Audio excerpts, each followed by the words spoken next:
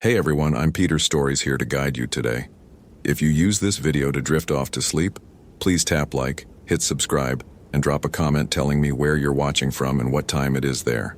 Now settle in, get cozy, and let yourself relax.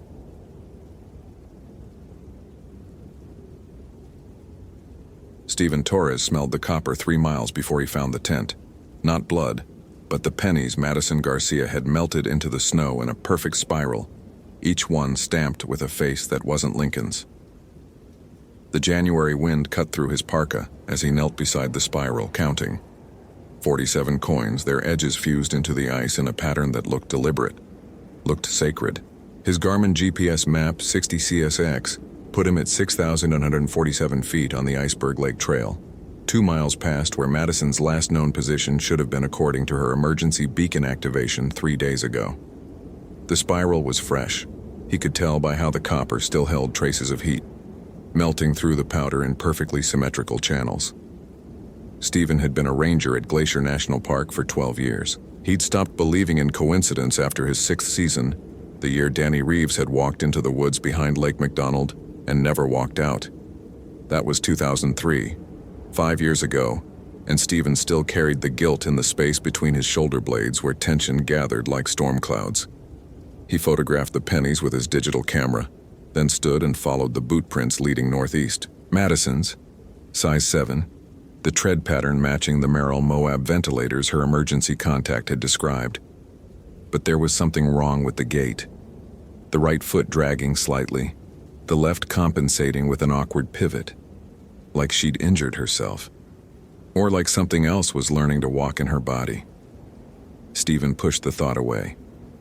Hypothermia did strange things to people, made them strip naked in sub-zero temperatures, convinced their burning skin needed cooling, made them dig burrows in the snow seeking warmth in frozen earth, made them do things that looked ritualistic, but were just the brain shutting down in fractured sequences. The radio on his belt crackled. "Torres, this is base. What's your position?" He pressed the transmit button on his Motorola XPR 7552. 2 miles past Madison's beacon point. I've got tracks, following northeast toward Iceberg Lake. Copy that. Weather Service is calling for heavy snow by 1400 hours. You've got maybe 3 hours before visibility drops to 0. Steven checked his watch. 11:23 a.m. Understood. I'll update in 30. He didn't mention the pennies, didn't mention how his breath had started fogging white, even though the temperature had risen 3 degrees in the last 10 minutes according to his thermometer. Didn't mention the shapes in the tree line that looked like people standing motionless, but were just lodgepole pines casting shadows in ways shadows shouldn't fall. Danny had seen shapes too before the end. Steven had been the one to find Danny's camera, 6 months after the disappearance.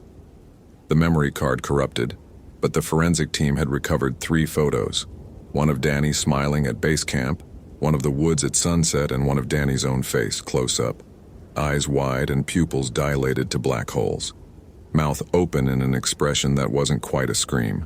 Behind him in the photo, barely visible in the grain, a figure tall enough that its head disappeared past the frame's edge. The official report called it a tragic accident. Exposure, disorientation, a fall. They'd found Danny's body 8 miles from where he'd started, curled against a boulder, frozen solid. The autopsy showed his stomach was empty except for bark and pine needles, despite the 3 days of supplies in his pack that he'd never touched. Steven forced himself back to the present. Madison Garcia, 24 years old, solo hiker from Bozeman, reported overdue by her roommate when she didn't return from what was supposed to be a 2-day trek. Her car was still in the Iceberg Lake trailhead lot, covered in 4 inches of fresh snow. Her emergency beacon had activated 48 hours ago, then gone silent. The tracks led him to the tent. It stood in a clearing that shouldn't exist. Steven knew this trail, knew every turn and switchback, and there had never been a clearing here. But the trees formed a perfect circle around the small dome tent, their trunks bent inward at impossible angles, as if they'd grown that way over decades, despite the fact that Steven had hiked this exact route last October without seeing anything unusual. The tent was Columbia brand, green and gray, the kind you could pick up at any outdoor store. It wasn't covered in snow despite the storm that had blown through yesterday. Madison's boots sat outside the entrance, placed side by side with military precision, the laces tied together in a complex knot that Stephen recognized from his Navy days. A bosun's hitch, the kind used to secure lines under extreme tension. He called out, "Madison Garcia? Park Service, are you in there?" The wind died completely. In the sudden silence, Stephen heard breathing, slow, measured, coming from inside the tent. Not the rapid panting of hypothermia or injury, something patient, something waiting. His hand moved to the pepper spray on his belt, then stopped. Pepper spray wouldn't help if Madison was hurt, wouldn't help if she was confused, hypothermic, seeing him as a threat. He'd done this before. He could do it again. "Madison, I'm Ranger Torres. Your roommate reported you overdue. I'm here to help." The breathing continued. Steady. Inhale for 4 counts. Exhale for 4, like meditation. Like prayer. Stephen unzipped the tent fly. Madison Garcia sat cross-legged in the center, wearing only thermal underwear despite the cold. Her skin was blue-white, the color of skim milk, but she wasn't shivering. Her eyes were open, focused on something above Stephen's head, and her lips moved in silent repetition of words he couldn't hear. Between her hands she held a knife, not a camping blade, but something older, bone-handled, the edge dark with what looked like dried blood. Around her, carved into the tent floor with methodical precision, were symbols. Stephen didn't recognize the language, but he recognized the intent. Warding signs, protection circles, the desperate mathematics of someone trying to keep something out, or keep something in. "Madison," he said softly, the way you'd speak to a spooked horse, "I need you to put down the knife." Her eyes flicked to him, and for a moment Stephen saw recognition, fear, relief. Then something else slid behind her pupils, something that looked at him with hunger so profound it made his stomach cramp in sympathetic echo. "Too late," she whispered. Her voice sounded wrong, layered, as if multiple throats spoke in imperfect unison. "It's already inside." She drove the knife into her own thigh.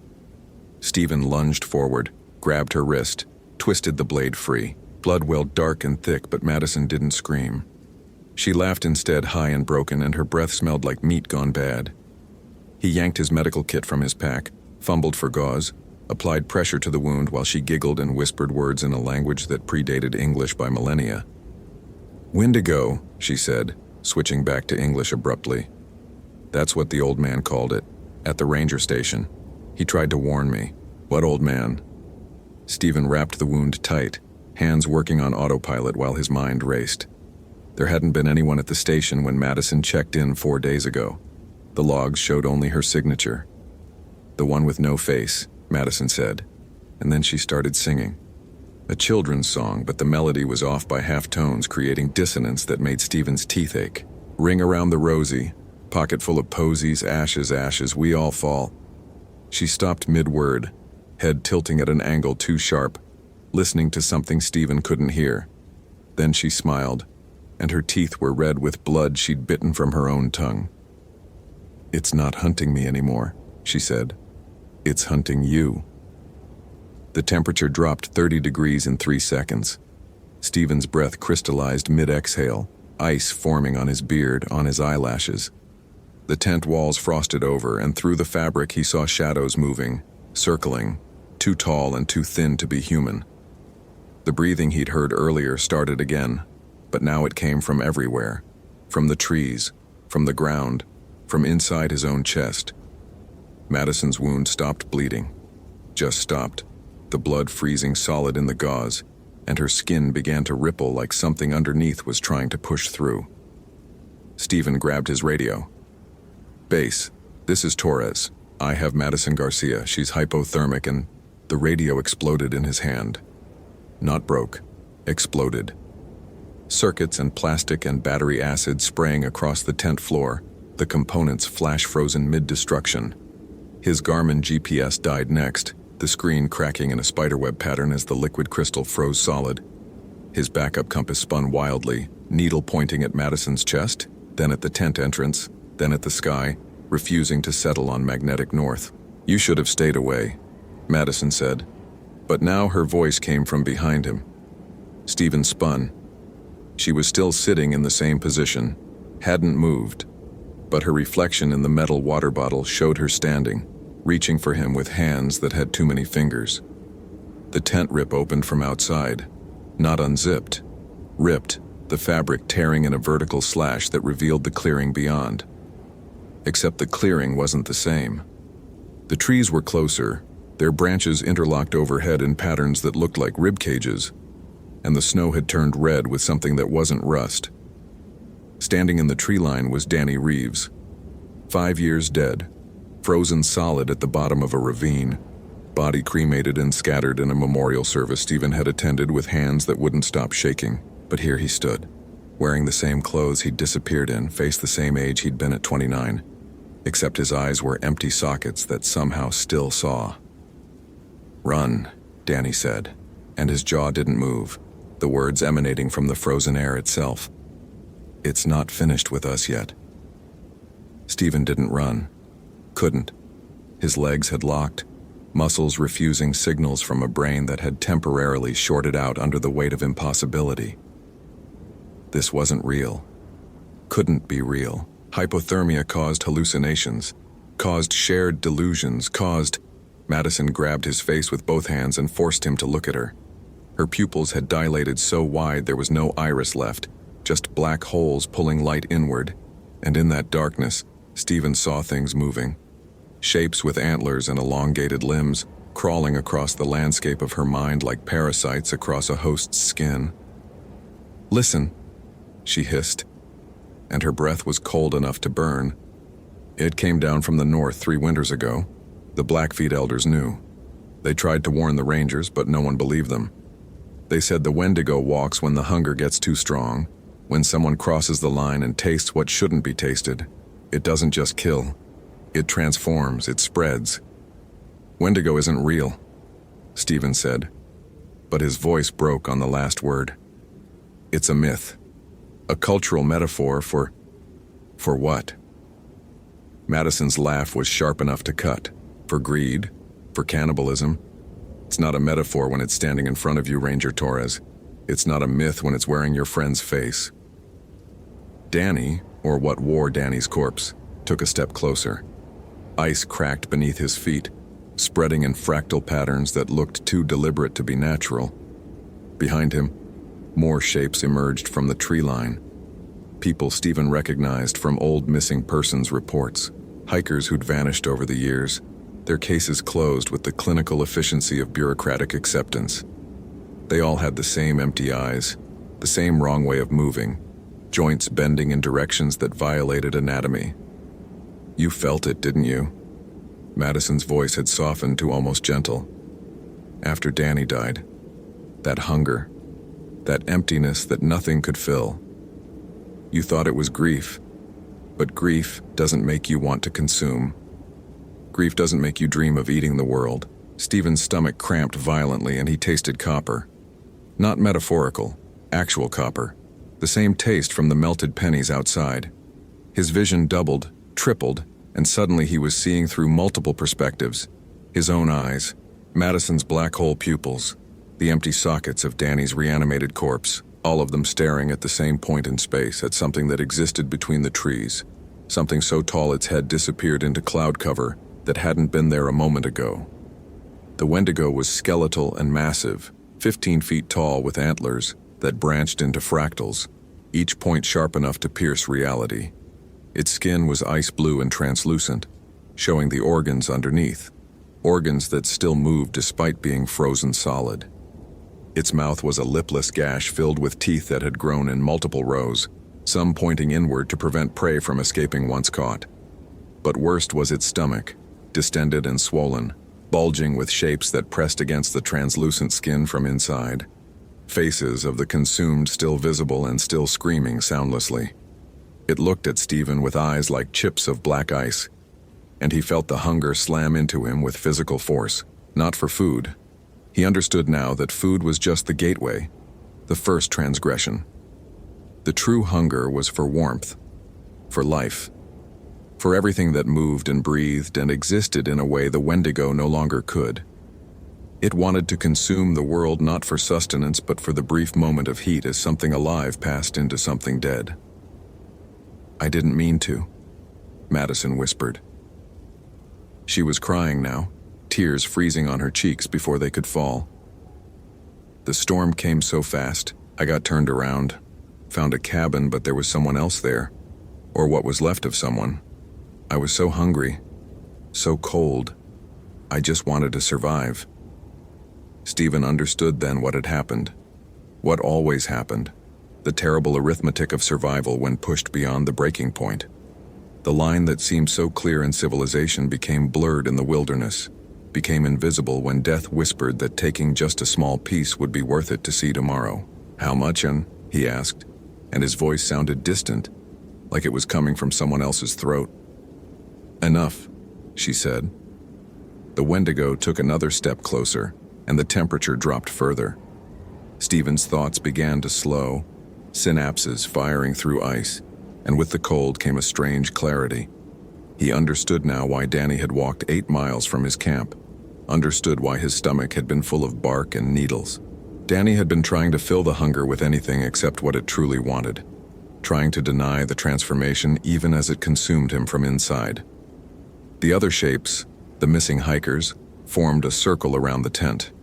They were all in different stages of transformation, some still mostly human, others already becoming something else.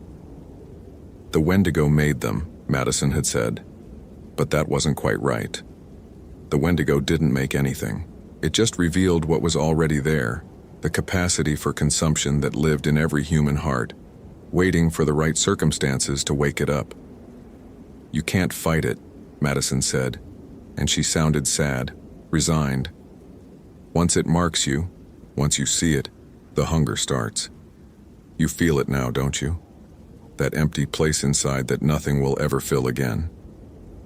Stephen did feel it, a hollow ache in his chest, spreading outward, making his stomach cramp and his mouth water with saliva that tasted like metal. He thought about the granola bars in his pack, the freeze-dried meals, the emergency rations, and none of them seemed adequate. None of them would touch the void that had opened inside him. But he also felt something else. The memory of Danny's funeral, watching his parents cry while holding a flag that represented a body too damaged to display. The memory of Madison's roommate on the phone, voice breaking as she described how Madison had promised to call every night, had promised to be careful. The memory of every person he'd ever rescued or recovered, the weight of their lives and deaths adding up to something that mattered more than his own survival. "No," he said. Madison blinked. "What?" "No," Stephen repeated, and he forced himself to his feet. His legs shook, muscles screaming protest, but he stood. "I won't." The Wendigo's head tilted, considering. Around the clearing, the transformed hikers took a collective step forward, their movements synchronized in a way that suggested a single, controlling intelligence. Stephen reached for his pack, found the emergency flare gun he'd carried for 12 years and never needed to use. "The Blackfeet have stories," he said, hands working on autopilot to load the flare. "Not just about the Wendigo, about how to stop it. Fire, not regular fire, purifying fire.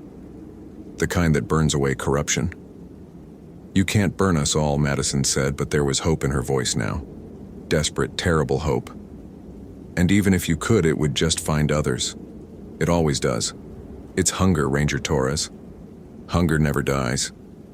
"No," Stephen agreed. "But people can choose to starve." He fired the flare directly into the Wendigo's distended stomach. The effect was immediate and catastrophic. The creature's translucent skin ignited, but the fire wasn't normal flame. It burned blue-white and cold, frost fire that spread across the Wendigo's body in patterns that looked like veins.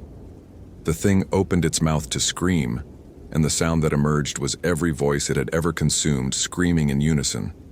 Hunters and prey, predator and victim, all of them burning together.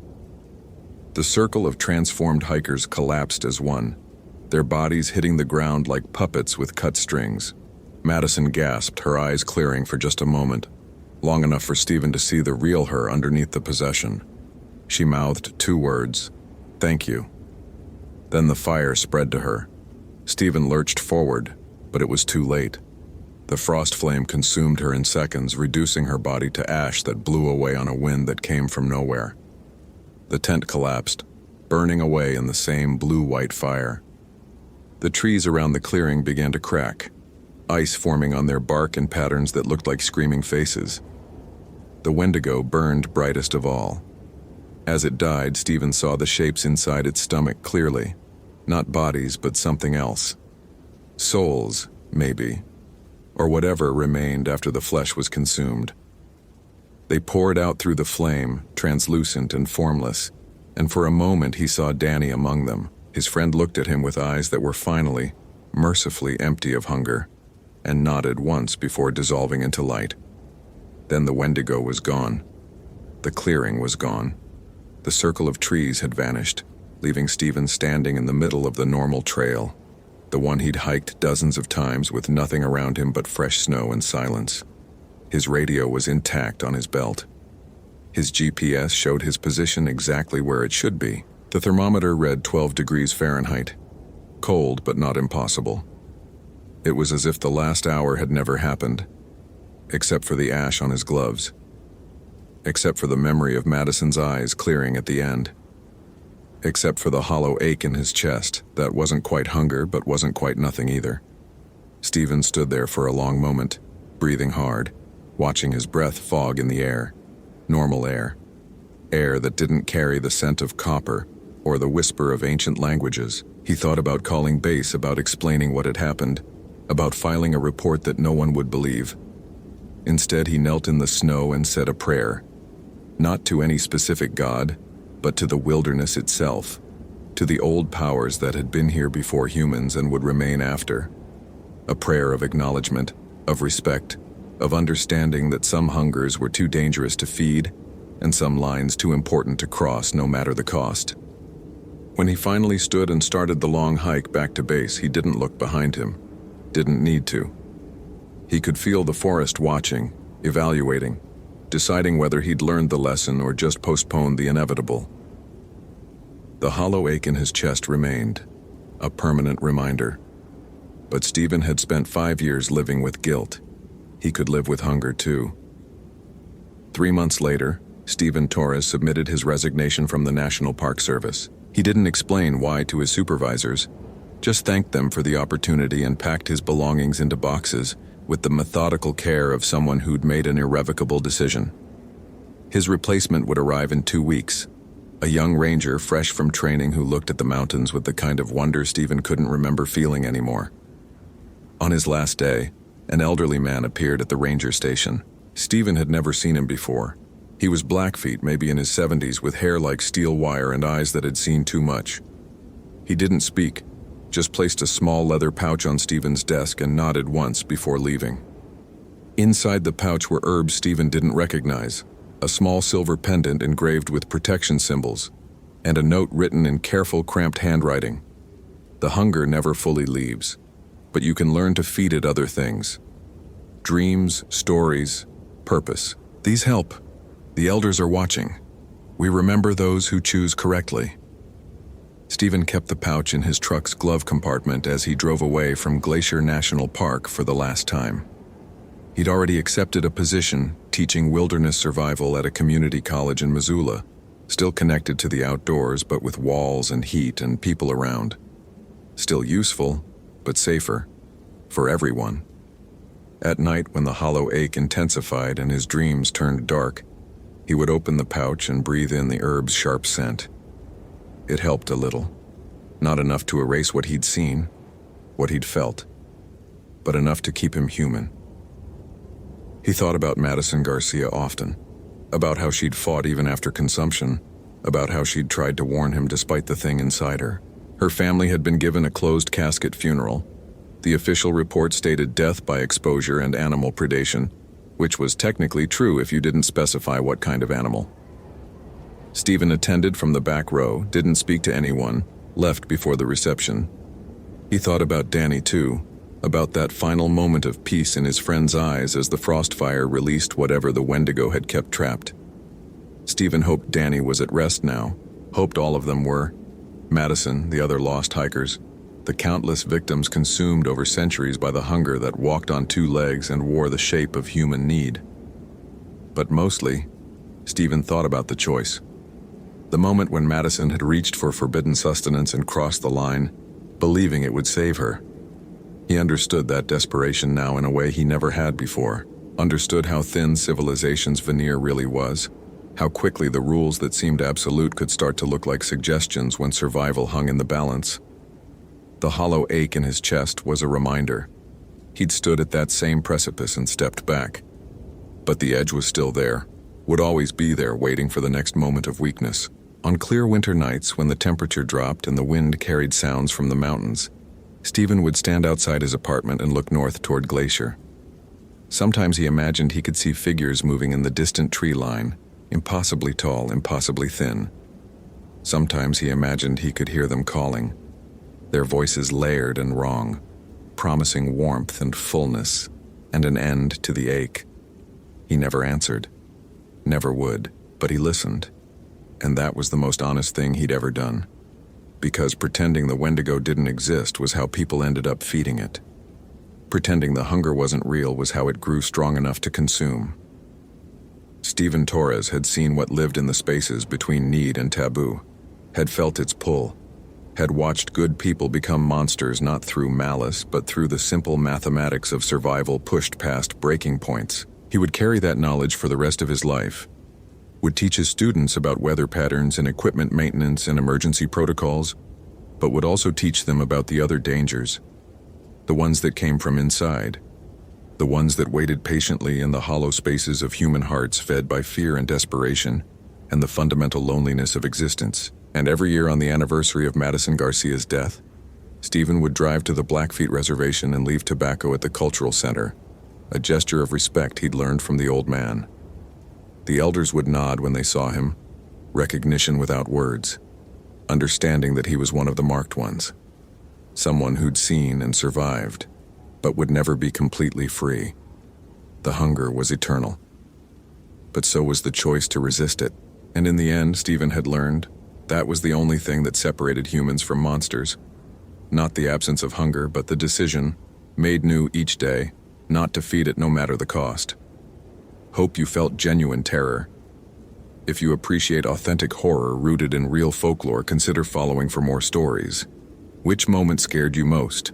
Share your theory about what happened.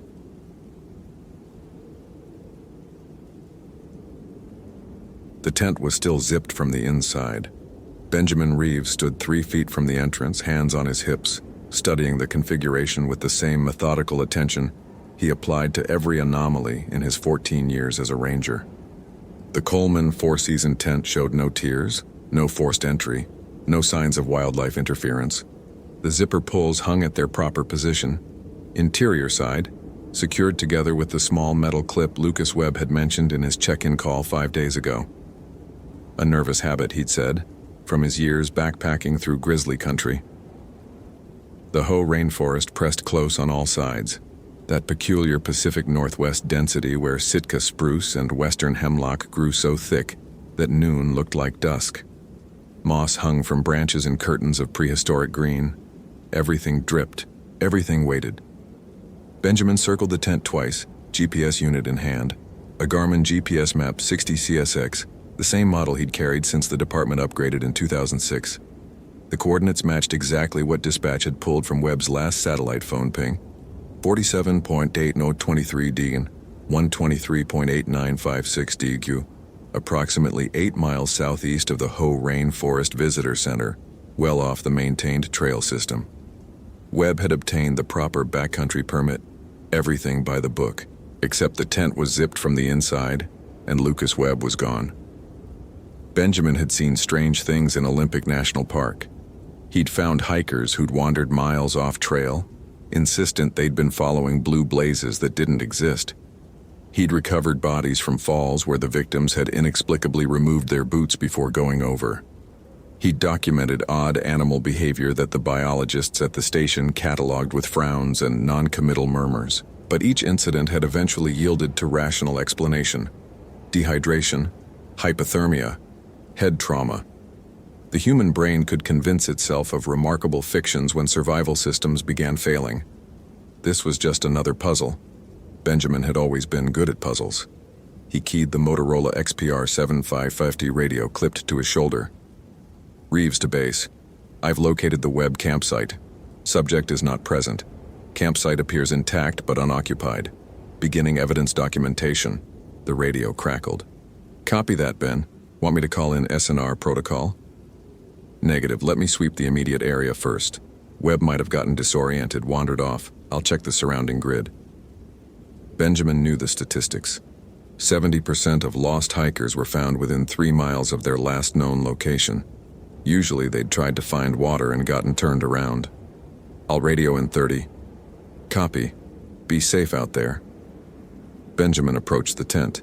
The forest floor was deep Olympic duff, decades of decomposed needles and moss that gave no clear tracks.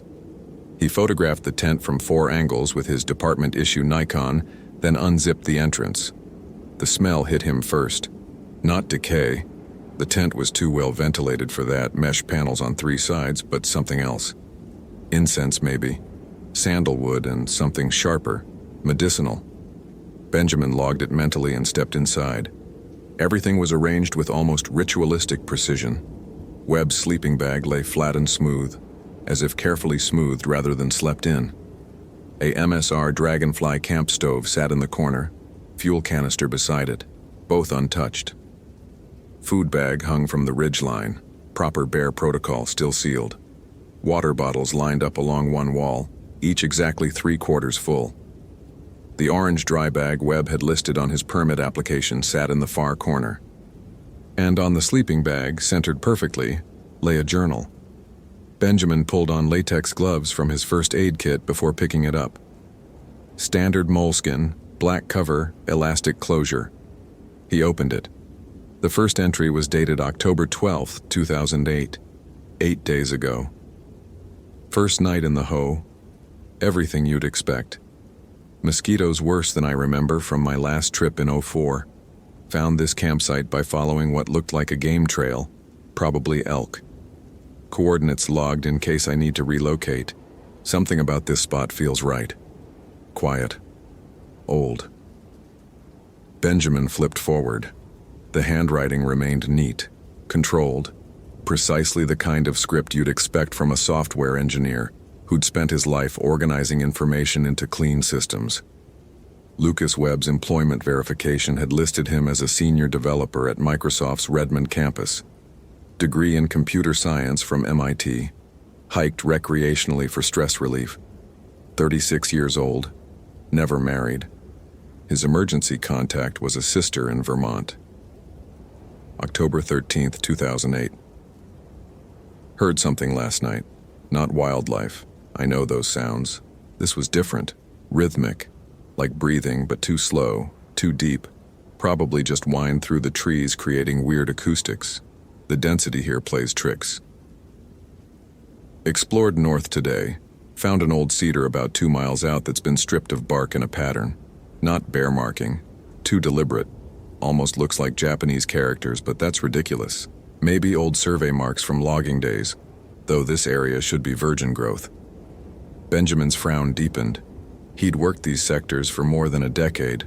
There were no logging roads this deep in the Hoh. The valley had been protected since the park's establishment in 1938. October 14th, 2008. The breathing sound again. Closer. I timed it. 7 seconds between each exhale. That's not natural. That's not anything. Found more markings. Same characters. Same deliberate style. They form a pattern. I mapped it on the GPS. 5 trees arranged in a rough circle about 50 yards across. My camp is dead center. I should leave. That would be the smart thing. But I'm a rational person. There's an explanation. Survey marks. Some old Forest Service project.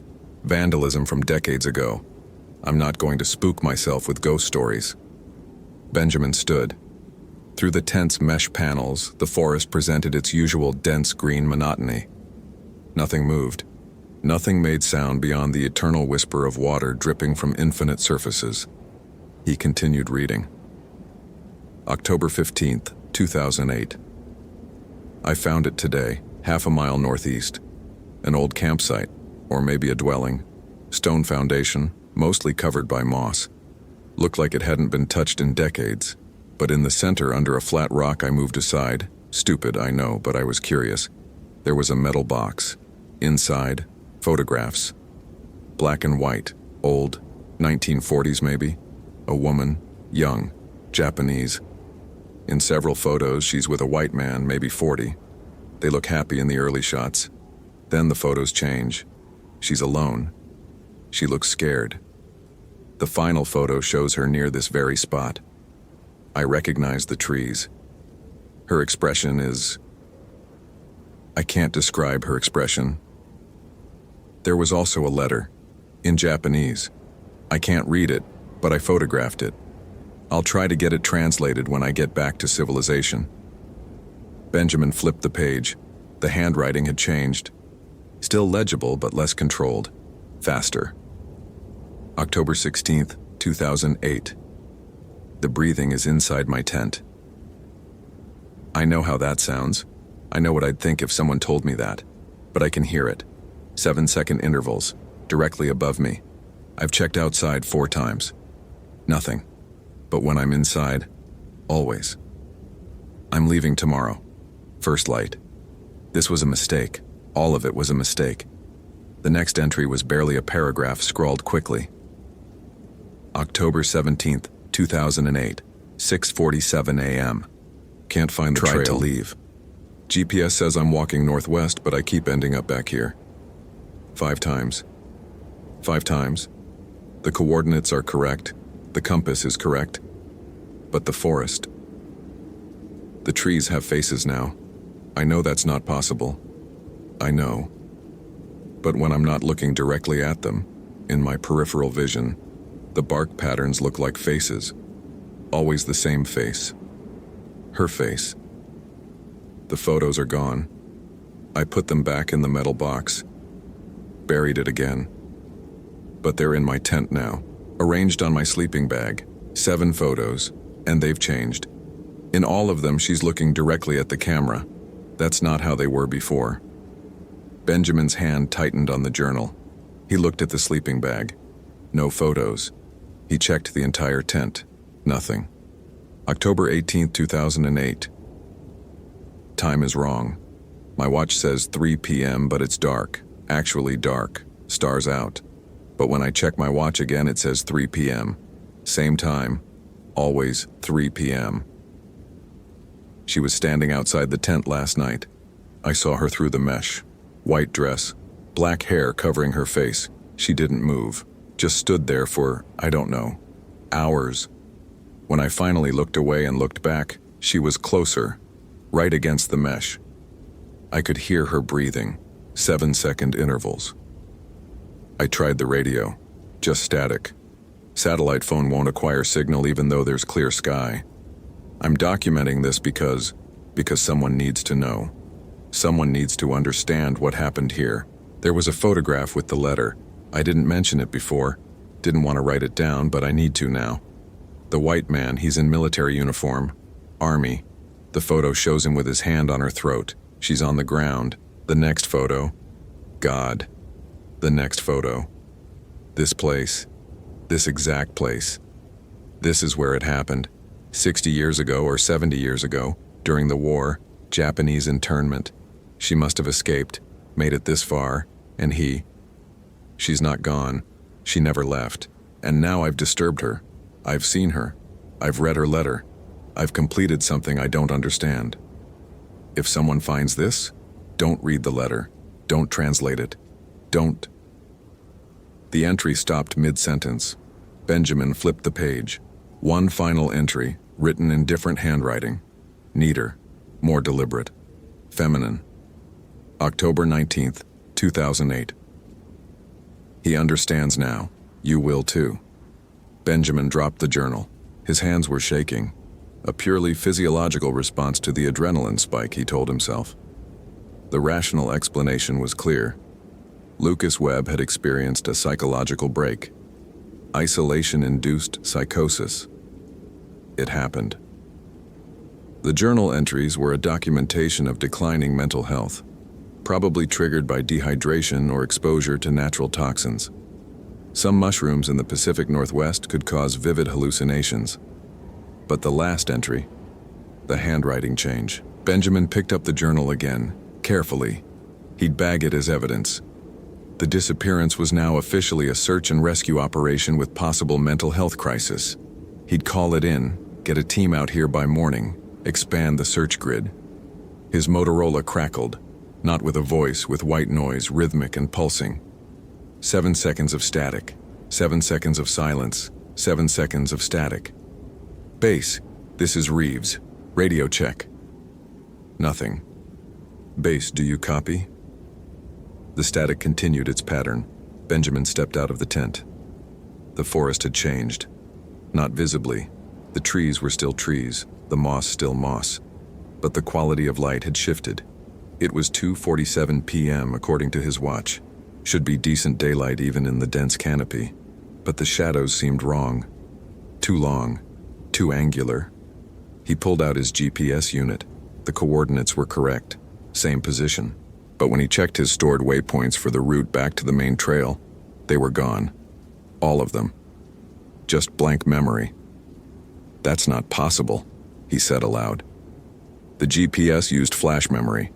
It didn't just delete, not without user input.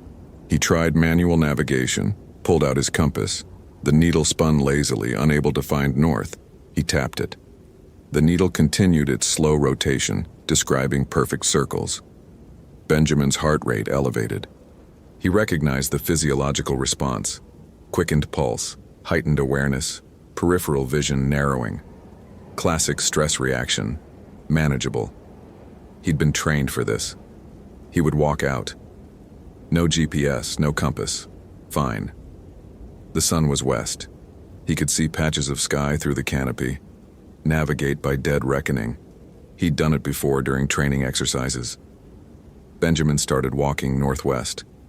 He counted steps. One of the old tricks. 600 steps would be roughly a quarter mile at his normal pace. At 600 steps, he checked his position by landmarks. That distinctive spruce with the split trunk. He'd passed it already. 15 minutes ago, walking in the opposite direction.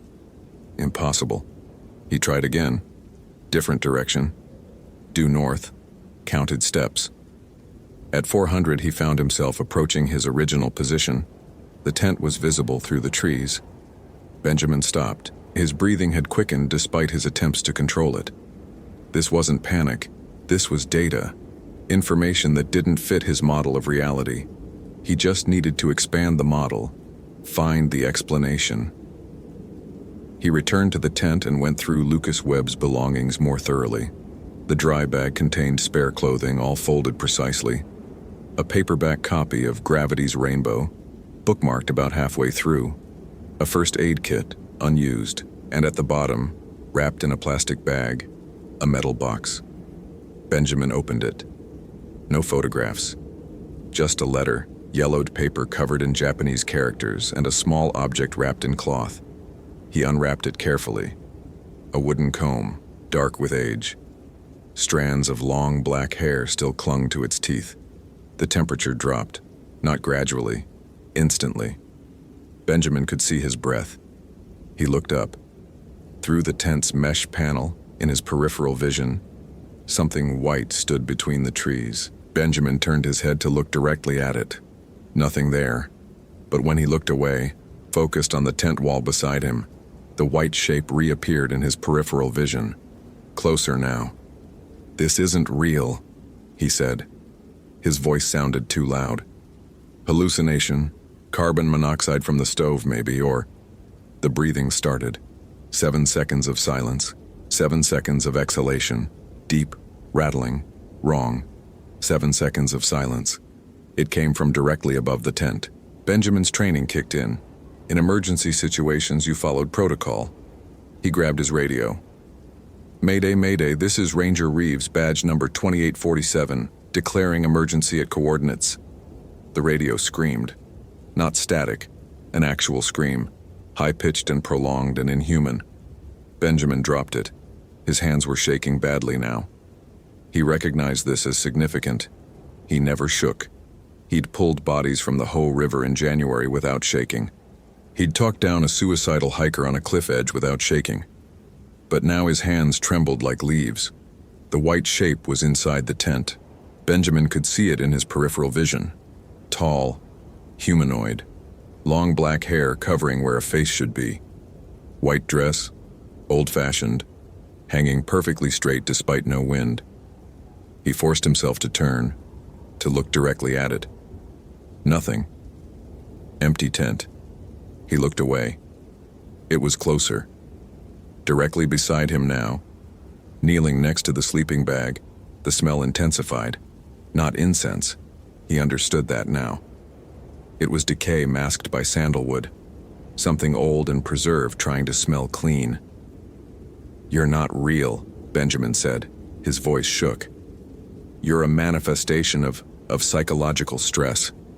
Pattern recognition gone wrong. The human brain constructs narratives from incomplete data. That's all this is." The breathing stopped. In the new silence, Benjamin could hear his own heartbeat. Too fast, irregular. He could hear water dripping from 10,000 leaves. He could hear something moving through the undergrowth, circling the tent, slow and deliberate. The letter. Lucas had written not to read it, not to translate it. But Lucas had read it. Lucas had translated it, or tried to, and Lucas was gone. Benjamin picked up the letter with shaking hands. He couldn't read Japanese, but he could see that it was short, maybe 100 characters. Some were repeated, the same complex symbol appearing multiple times. He photographed it with the Nikon. The flash illuminated the tent interior. In that brief moment of white light, he saw something that made his breath stop. Writing on the tent wall. Fresh. Red. Not English. Japanese characters, dozens of them, covering the interior fabric in neat rows. The flash died. The tent returned to its shadowy gloom. Benjamin looked at the wall. Nothing there. Clean yellow fabric. He checked the camera's display screen. The image showed the writing clearly. Unmistakable. Benjamin's hands were shaking so badly he almost dropped the camera. He forced himself to think through the terror, to analyze.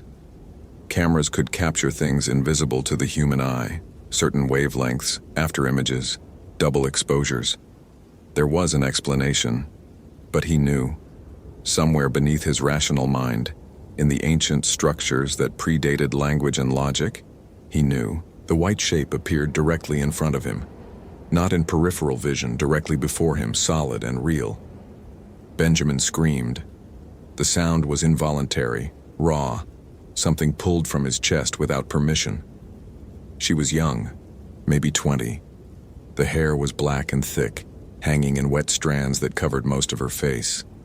What he could see of her skin was pale, waxy, wrong. Her dress, traditional Japanese, a kimono, white as bone, hung perfectly still. Her hands emerged from the sleeves. The fingers were too long, the joints bending at angles that shouldn't exist. She raised them slowly toward Benjamin. He scrambled backward, hit the tent wall, became tangled in fabric. The rational part of his mind screamed explanations, hallucination, psychotic break, toxin exposure. But the rest of him knew. She was real. She had always been real. The letter had described what happened to her, and Lucas Webb had read it, had completed something, had invited her acknowledgement. And Benjamin had found the letter, had touched the comb, had walked the circle of marked trees unknowingly, had completed the same ritual. "I'm sorry," he whispered. "Whatever happened to you, I'm sorry. I didn't know. I don't understand." The figure tilted her head. The hair shifted slightly. Beneath it, Benjamin caught a glimpse of her face. He wished he hadn't. The mouth was wrong. Too wide. Opening too far. The teeth. Benjamin bolted from the tent. He ran without direction, without thought, pure panic overriding 14 years of training. Branches whipped his face. His boots caught on roots. He fell, scrambled up, ran again. Behind him, he could hear breathing, 7-second intervals, keeping pace no matter how fast he ran. He burst into a clearing and stopped. In the center stood 5 trees, each one stripped of bark in precise patterns, the Japanese characters Lucas had described. Benjamin stood in the exact center of their circle. He was back at the campsite. The tent was 20 feet away. "No," he said. "No, no, no." He tried again. Different direction. Ran until his lungs burned and his legs threatened to give out. Stopped. The tent was 30 feet away. Same clearing. Same 5 marked trees. Benjamin sank to his knees. His mind was trying to reject what was happening, trying to force it into a framework that made sense. Temporal loop. Spatial anomaly. Electromagnetic interference affecting his perceptions, but he could see her now. Standing at the tree line, hair hanging, dress white and clean and impossible. And behind her, another figure, Lucas Webb. He looked intact, whole, not decomposed, but his eyes were wrong, empty, staring without seeing. Benjamin understood then. Really understood. This wasn't about death. It was about something worse. Lucas had tried to leave, had walked out of the circle, had completed whatever pattern governed this place. And now he was part of it. Not dead, not alive. Something else. "Please," Benjamin said. He was crying. When had he started crying? "I didn't know. I'll leave. I'll never come back. Please." The woman moved closer. Not walking, gliding, her feet not touching the ground. Lucas followed, his movements stiff and jerky, puppet-like. Benjamin's radio crackled to life. His own voice emerged from the speaker. "This isn't real. This isn't real. This isn't real." His watch read 3 p.m. It had read 3 p.m. for hours. The journal. Lucas had documented everything, had tried to warn whoever came after. Benjamin pulled out the journal from his pack where he'd stashed it. He flipped to the last entry. New writing had appeared. His own handwriting, though he didn't remember writing it. October 20th, 2008. I understand now. The letter explains everything. She was brought here during the war. She lived in Seattle, Japantown, before the internment. Her name was Yuki Nakamura. When they came for her family, she ran, made it this far. An army patrol found her. One soldier stayed behind when the others left. What he did to her, the letter describes it. She wrote it before she died. Blood for ink. A curse and a cry and a promise. The trees remember. The earth remembers. This place is hers now. She doesn't want to hurt anyone. She just wants to be seen, to be acknowledged, to have someone understand what happened here. But once you understand, once you really see her, you can't leave, because seeing her means being seen by her, and she's been alone for so long. Benjamin stared at the words. He didn't remember writing them, but that was his handwriting, his pen. He looked up. She was inches away now. He could smell the decay beneath the sandalwood, could hear the breathing, slow and deep and deliberate. She raised one too long hand and touched his face. Her fingers were ice and fire and ancient pain all at once. And suddenly Benjamin could see, not with his eyes, with something deeper. He saw the small apartment in Seattle where she'd lived with her parents and younger brother. Saw the panic when the notices came. The desperate flight into the mountains, always looking back. The relief when she thought she'd made it far enough. The soldier's face. Young. Scared. Following orders until orders ran out and baser instincts took over. The letter written in blood. The curse spoken with a dying breath. The promise that she would remain, that she would wait, that anyone who found this place would understand. Benjamin was screaming. He realized he'd been screaming for several minutes. The images wouldn't stop. Her terror, her pain, her death, slow and cold and alone. And then the years after. Consciousness without life. Awareness without body. Trapped in this circle of trees, this prison of her own making. Unable to leave, unable to rest, unable to do anything but wait for someone to see her, to really see her. Lucas had seen her, had pieced together the story from the photographs and letter, had tried to leave. But the circle was complete. The curse was active. Once you entered, once you understood, you couldn't leave. You became part of the waiting. Benjamin felt himself changing, not physically, worse than that. His thoughts were slowing, his memories becoming distant and foggy. The terror was fading, replaced by a different feeling. Patient waiting, eternal watching, the need for someone to understand. He picked up his pen. The journal was open before him. His hand moved across the page. If you're reading this, you found us. There are 3 of us now. Yuki, who waits. Lucas, who understood too late. Me, who thought logic could explain away the impossible. Don't try to leave. You're already part of the circle. The moment you touched this journal, you completed the pattern. The moment you read these words, you became seen. She just wants you to understand. That's all she's ever wanted. The breathing will start soon, 7-second intervals. That's how you'll know she's close. Don't be afraid, or be afraid. It doesn't matter. Fear or acceptance, the result is the same. We'll be here when you arrive, all of us, waiting in the clearing. The tent will still be zipped from the inside. It always is. Benjamin set down the pen. His watch read 3:00 p.m. It would always read 3:00 p.m. In his peripheral vision, he could see Lucas standing motionless near the tree line. Beyond him, others. How many? 7? 12? More? All standing perfectly still. All waiting. Benjamin stood. His movements felt stiff, unnatural. He walked to the tree line and stopped, turned back toward the tent. The breathing started above him. 7 seconds of silence. 7 seconds of exhalation. 7 seconds of silence.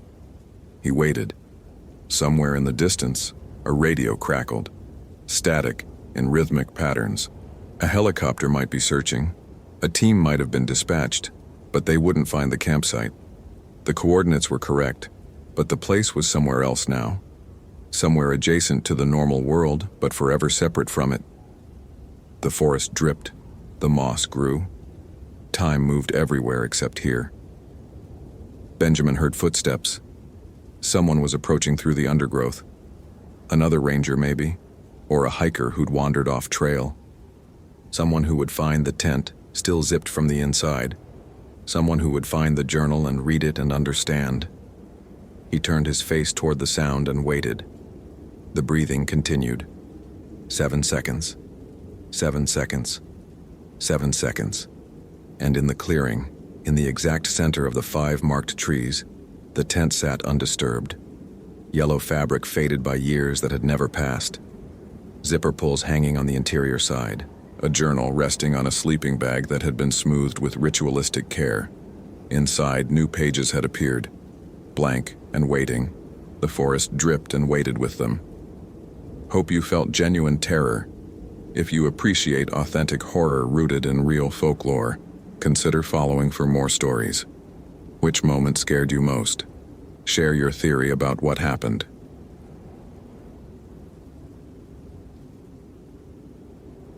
The elk had been eaten from the inside out. Ashley Rodriguez knelt beside the carcass on the Hidden Lake Trail, her Nikon D90 documenting what shouldn't exist in any wildlife biology textbook. The animal's exterior remained intact, hide unbroken, legs positioned naturally as though the elk had simply laid down to rest at 7,200 feet elevation. But the body cavity was completely hollow, ribs picked clean with surgical precision. Every organ and muscle tissue consumed while somehow leaving the skin undamaged, like a deflated balloon stretched over empty framework. 6 years as a ranger in Glacier National Park, plus a master's degree in ecology from University of Montana, and Ashley had never encountered predation patterns like this. Bears left claw marks. Wolves scattered remains across 100-yard kill zones. Mountain lions cached their prey. This suggested something else entirely, something her scientific training refused to categorize. She checked her Garmin GPS map 64st, coordinates 48.6952 degree N, 130.7543 dig, approximately 2 miles northeast of Logan Pass, July 14, 2012. Temperature 72 degrees Fahrenheit according to her Kestrel 3000 weather meter. Perfect summer conditions in the Montana Rockies, yet her breath misted visibly as she photographed the impossible elk. The temperature anomaly made no sense. Ashley recorded the reading twice, checked calibration, confirmed the device functioned properly. 72 degrees ambient, but her exhalations produced vapor clouds, suggesting sub-freezing conditions. The phenomenon localized to a 15-foot radius around the carcass as though something had drained thermal energy from the immediate environment while feeding. Her Motorola XPR 755E crackled. "Rodriguez, this is base. Status update on the Martinez search?" Ashley keyed the transmit button. "Found something unusual on Hidden Lake Trail, mile marker 4.3, requesting veterinary consultation on atypical predation, also experiencing localized temperature inversion I can't explain." Static answered for 3 seconds before dispatcher Sarah Whitmore responded. "Copy that. We've got Dr. Chen on standby. But Ashley, we need you focused on Martinez. 48 hours missing. Exposure risk increasing. Wildlife analysis is secondary." "Understood. Proceeding with primary search pattern." Ashley stood, brushing dirt from her cargo pants. "But this predation is relevant. Whatever created this kill is active in Martinez's last known location." She'd reviewed Dakota Martinez's file that morning. 29 years old, experienced backcountry hiker from Missoula, reported missing by camping companions after failing to return from a solo sunrise hike on July 12th. Last seen heading toward Gunsight Lake at 0530 hours, carrying a Camelback hydration system, Sunto compass, and emergency beacon that remained frustratingly silent. Search teams had worked grid patterns for 36 hours, found nothing beyond boot prints that terminated abruptly at Reynolds Creek without crossing to the opposite bank. Boot prints that ended, Ashley thought, exactly like the missing tissue inside this elk. Present one moment, absent the next, with no logical transition between states. She circled the carcass, documenting from multiple angles. The animal showed no signs of struggle, no defensive wounds, no indication it had fled or fought, just emptiness where substance should exist. Violation of conservation of mass that made her want to check her own credentials to confirm she actually held advanced degrees in biological sciences. The forest was silent. That detail registered slowly, but once Ashley noticed the absence of sound, it consumed her attention completely. Glacier National Park in mid-July supported hundreds of bird species, maintained constant ambient noise from insects, featured regular distant sounds of meltwater streams. But here, in this impossible cold pocket surrounding the hollow elk, nature had gone completely quiet. Ashley activated her digital voice recorder. July 14th, 1347 hours, documenting audio profile of anomalous site. She paused, letting the recorder capture 30 seconds of nothing. Complete absence of biological sounds despite optimal habitat conditions. Temperature inversion without meteorological justification. Predation pattern inconsistent with any known North American carnivore.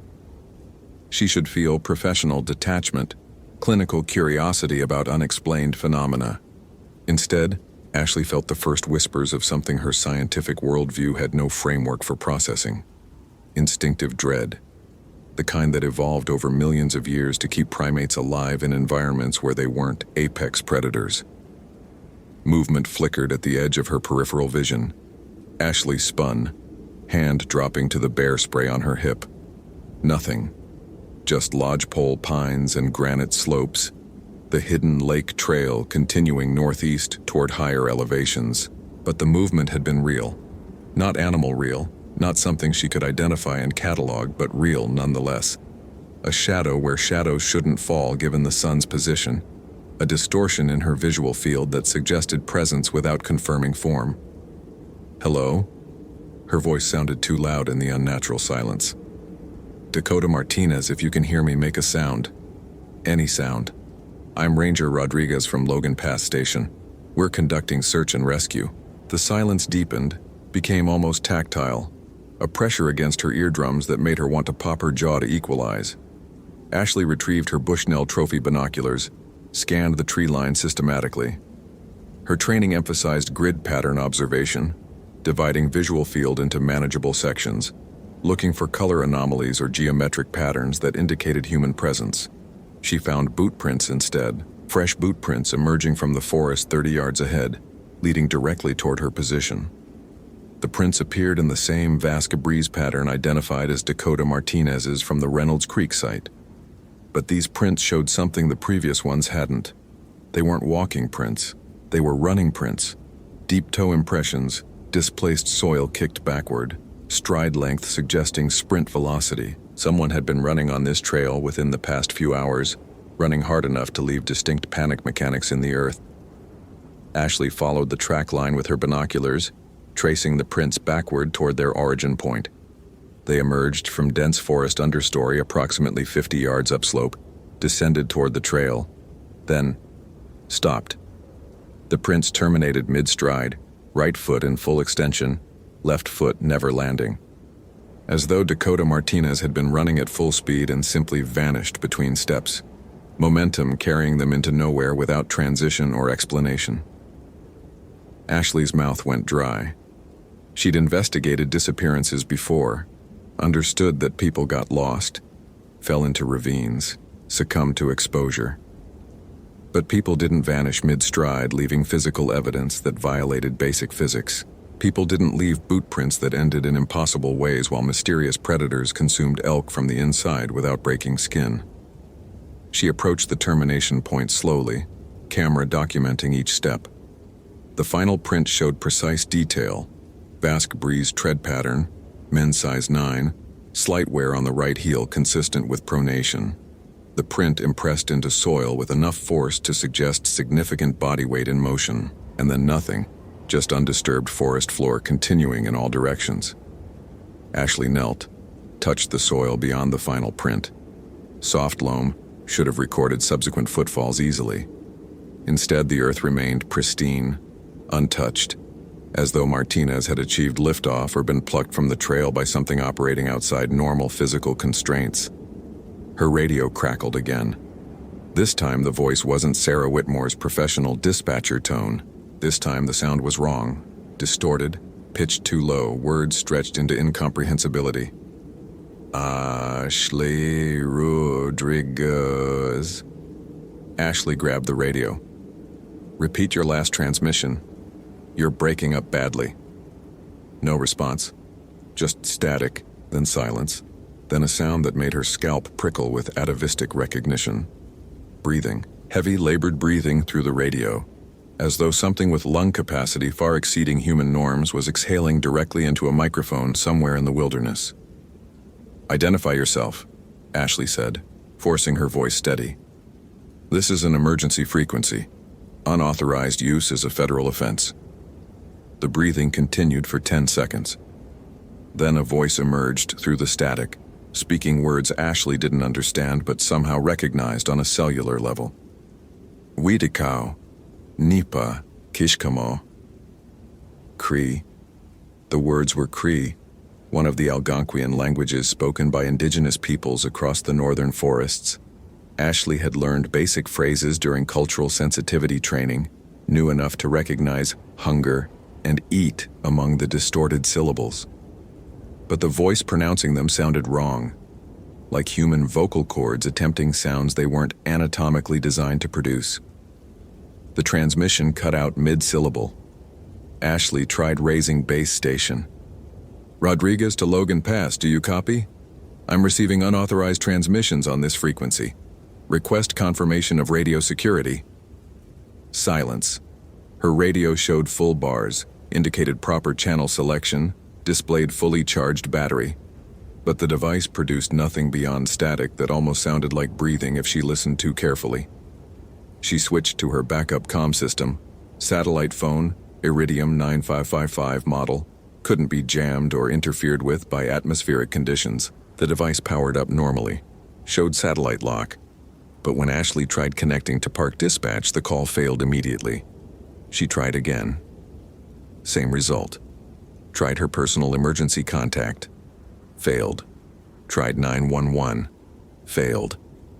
Every communication system simultaneously non-functional despite showing operational status. Ashley stood in the unnatural cold beside the impossible elk carcass, looking at boot prints that ended mid-stride, holding technological devices that worked perfectly, except for their actual intended purpose, and felt her scientific worldview beginning to fracture around the edges.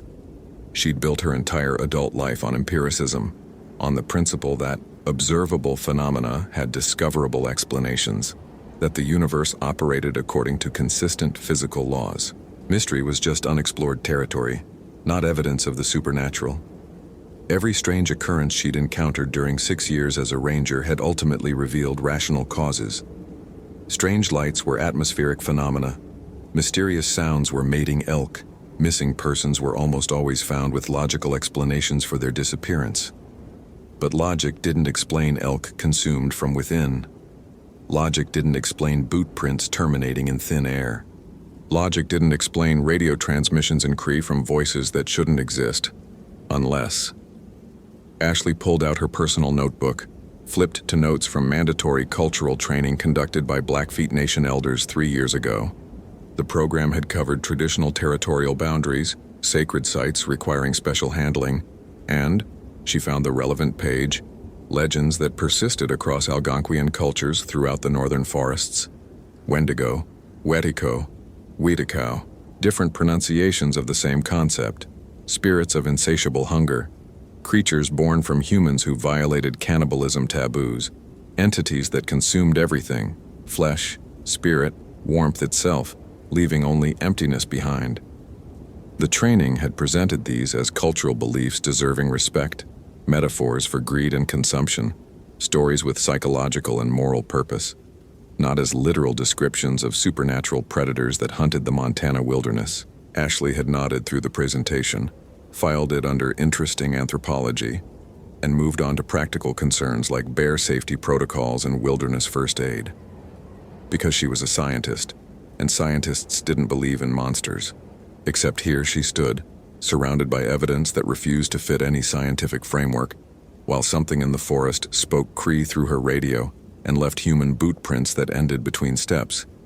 She needed more data. Scientific method demanded hypothesis testing, collection of additional evidence, systematic elimination of alternative explanations. Ashley marked the termination point with bright orange surveyor's tape, photographed the site from multiple angles, then continued northeast on Hidden Lake Trail following the direction Martinez had been running. The temperature normalized after 50 yards, climbing back to the 72 degrees her weather meter insisted was accurate for July at this elevation. Birdsong returned gradually, tentatively, as though nature itself was cautious about reoccupying space something else had claimed. Ashley found the second site a quarter-mile farther up the trail. This time the evidence was less ambiguous, more viscerally disturbing. Something had been eating here. Not the clean surgical consumption that characterized the elk carcass, but frenzied, desperate feeding. The granite outcropping showed blood spatter patterns, drag marks, scattered equipment. A camelback hydration system torn open, contents frozen solid despite ambient temperature. A Sunto compass crushed flat as though stepped on by something with enormous weight. And on the rock face itself, carved with what looked like fingernails rather than tools, a message in English. Hungry, always hungry, can't stop eating, eating everything, help me before I eat. The handwriting deteriorated across the message, starting with relatively controlled letters and degenerating into frantic scratches. Ashley compared the writing to Dakota Martinez's signature from the missing person report, similar enough to potentially match, but the later portions showed motor control degradation, suggesting severe hypothermia or neurological impairment. She photographed the message, collected GPS coordinates, documented blood spatter patterns using her forensic training from seasonal law enforcement certifications. The blood was fresh, less than 12 hours old based on oxidation state. Type O positive according to the field test kit she carried for exactly these situations. Dakota Martinez's blood type per the missing person report, O positive. Ashley forced herself to think clinically, methodically, building a working hypothesis from available evidence. Hypothesis: Dakota Martinez had encountered something on this trail that triggered severe psychological break. Possibly hypothermia-induced psychosis despite warm temperatures. Martinez had begun behaving irrationally, running, hiding, eventually carving messages that suggested paranoid delusions about being consumed by hunger. The hypothesis felt inadequate, even as Ashley constructed it. Hypothermia didn't explain temperature inversions. Psychological breaks didn't explain elk predation patterns. Paranoid delusions didn't make communication systems fail simultaneously. But the alternative, accepting that something called a Wendigo actually existed, actually hunted these mountains, actually transformed humans into cannibalistic spirits, that alternative required abandoning everything her education had taught her about reality's fundamental nature. Ashley stood at the crossroads between worldviews, forensic evidence in one hand, cultural mythology in the other, knowing that choosing wrong might cost her life. The sound started while she debated. Low, distant, rhythmic, almost like breathing but too slow. Each inhalation lasting 10 seconds, each exhalation carrying a slight vocalization that approximated syllables without forming words. The sound came from uptrail, deeper into the wilderness, moving closer with the unhurried patience of an apex predator, approaching prey that had nowhere left to run. Ashley's training said stand ground, make noise, appear large, standard protocol for predator encounters. But every instinct older than civilization screamed run, hide, pray that whatever was making that sound hadn't noticed her yet. She ran. Not the measured retreat she'd learned in tactical training, but pure flight response, higher brain functions surrendering to limbic system imperatives that predated language. Her boots pounded the hidden lake trail, camera equipment bouncing against her chest, radio and GPS forgotten in the immediate necessity of creating distance between herself and the breathing sound. The forest blurred past. Ashley registered landmarks without processing them. Bear Hat Mountain to the northeast, Reynolds Peak south, the trail climbing toward Continental Divide at Logan Pass. She'd covered this terrain hundreds of times, knew every switchback and elevation change, could navigate it blindfolded. But the trail was changing. Subtle alterations at first, a boulder that seemed slightly out of position, a tree that leaned at an unfamiliar angle. Then more obvious distortions, the trail forking where no fork existed on any map, cairns marking paths that led into dense undergrowth rather than established routes. The forest was reorganizing itself around her, reality becoming malleable, geography refusing to obey consistent rules. Ashley forced herself to stop, pressed her back against a whitebark pine, fought to regulate her breathing. Panic solved nothing. She needed to think, to analyze, to find the rational explanation that must exist beneath the impossible surface details. The breathing sound had stopped. Either she'd successfully escaped its range, or it had stopped pursuing because pursuit was unnecessary. Because prey that ran blindly into unfamiliar territory without navigation tools or communication would eventually trap itself without predator intervention. Ashley checked her GPS. The device showed her position as 48.7012 degree in 113.7401 degree W, coordinates that placed her approximately 3 miles northwest of where she'd started running. 3 miles in maybe 15 minutes, impossible at this elevation with full gear, requiring sustained sprint speed no human could maintain.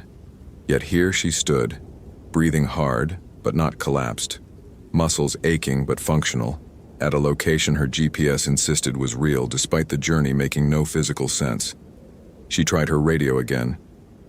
Rodriguez to any station, emergency traffic, requesting immediate assistance. Static answered. This is Ranger Ashley Rodriguez, badge number 7734, requesting evac from coordinates 48.7012, 130.7401. I've found evidence related to the Dakota Martinez disappearance and need backup immediately. The static resolved into words. but not Sarah Whitmore's voice from base station. This voice was male, young, terrified. "Ashley. Oh God, Ashley, is that you? I can hear you, but I don't know where I am, and I'm so hungry, and I can't stop thinking about eating, and there's something wrong with me. Something really wrong. I can feel it changing me from inside, and..." "Dakota Martinez?" Ashley gripped the radio. "Dakota, where are you? Can you see any landmarks?" "I don't. Everything looks the same. All trees and rocks, and I've been walking for hours, but I keep ending up in the same place, and the hunger... God, the hunger won't stop, and I ate something, I don't remember what, but I remember the taste, and now I want more, and I can't..." The voice cracked into sobbing. "Don't come looking for me. Whatever's happening, it's contagious somehow. I felt it in the cold first, then the hunger. And now I'm changing, and if you find me, I don't know if I'll be able to stop myself from..." The transmission ended with a sound Ashley would hear in nightmares for the rest of her life. Crunching, wet and organic, like teeth breaking through bone, followed by a moan that combined agony with something worse: satisfaction. She dropped the radio, backed away from it as though the device itself was contaminated. Her scientific training insisted radio transmissions couldn't carry infection. That psychological distress from isolation was making Martinez delusional. But the evidence kept accumulating against scientific explanations, kept suggesting that maybe, possibly, the Blackfeet elders hadn't been speaking metaphorically about spirits that consumed from within and transformed humans into something hungry. Ashley needed high ground, needed to establish visual reference points, needed to regain navigational orientation before the forest's impossible geometry trapped her completely. She climbed, pushing through lodgepole pine understory, scrambling up granite slopes that shredded her palms but offered vertical progress away from the valley floor, where something breathed and hunted. She emerged above treeline 15 minutes later, gasping in thin air at what her altimeter claimed was 8,400 feet elevation. The Continental Divide stretched before her, peaks marching north into Canada, the spine of North America dividing watersheds that flowed to different oceans. Familiar territory, landscape she'd studied and photographed and loved for 6 years. Except the peaks were wrong. Not obviously wrong. The general shapes remained familiar, Bearhat and Reynolds and Clement still recognizable. But proportions had shifted. Distances refused to match her memory.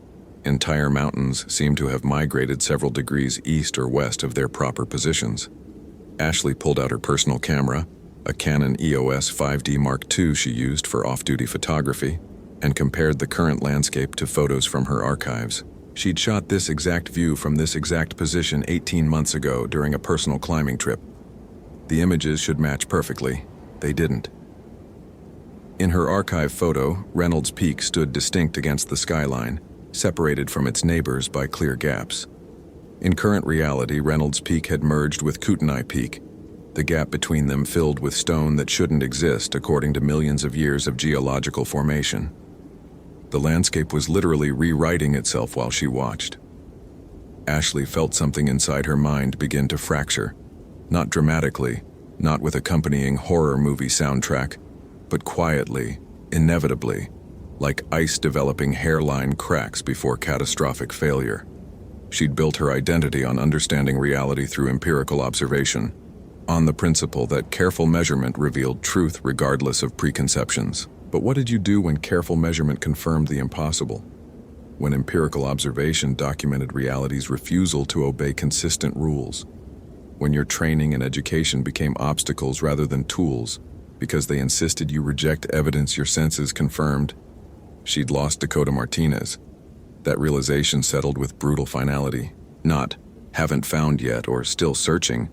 Actually lost, maybe to death, maybe to transformation into whatever that radio transmission had suggested Martinez was becoming. And she might lose herself too if she couldn't integrate what she was experiencing into a functional framework for decision-making. Ashley sat on granite still warm from afternoon sun and forced herself to think like an anthropologist rather than a hard scientist. The Blackfeet elders had described the Wendigo not as supernatural entity, but as real danger with specific characteristics, behaviors, vulnerabilities. If she stopped resisting the framework and instead treated it as field guide to an unknown species, what did the information suggest? Wendigo manifested through extreme hunger, particularly hunger that violated cannibalism taboos. It consumed everything: flesh, spirit, warmth, leaving emptiness. It could transform humans who encountered it or engaged in forbidden eating. It distorted space and perception, made navigation impossible, isolated victims from help. Vulnerabilities: fire, communal resistance, acknowledgement of the condition before transformation completed. That last detail caught Ashley's attention.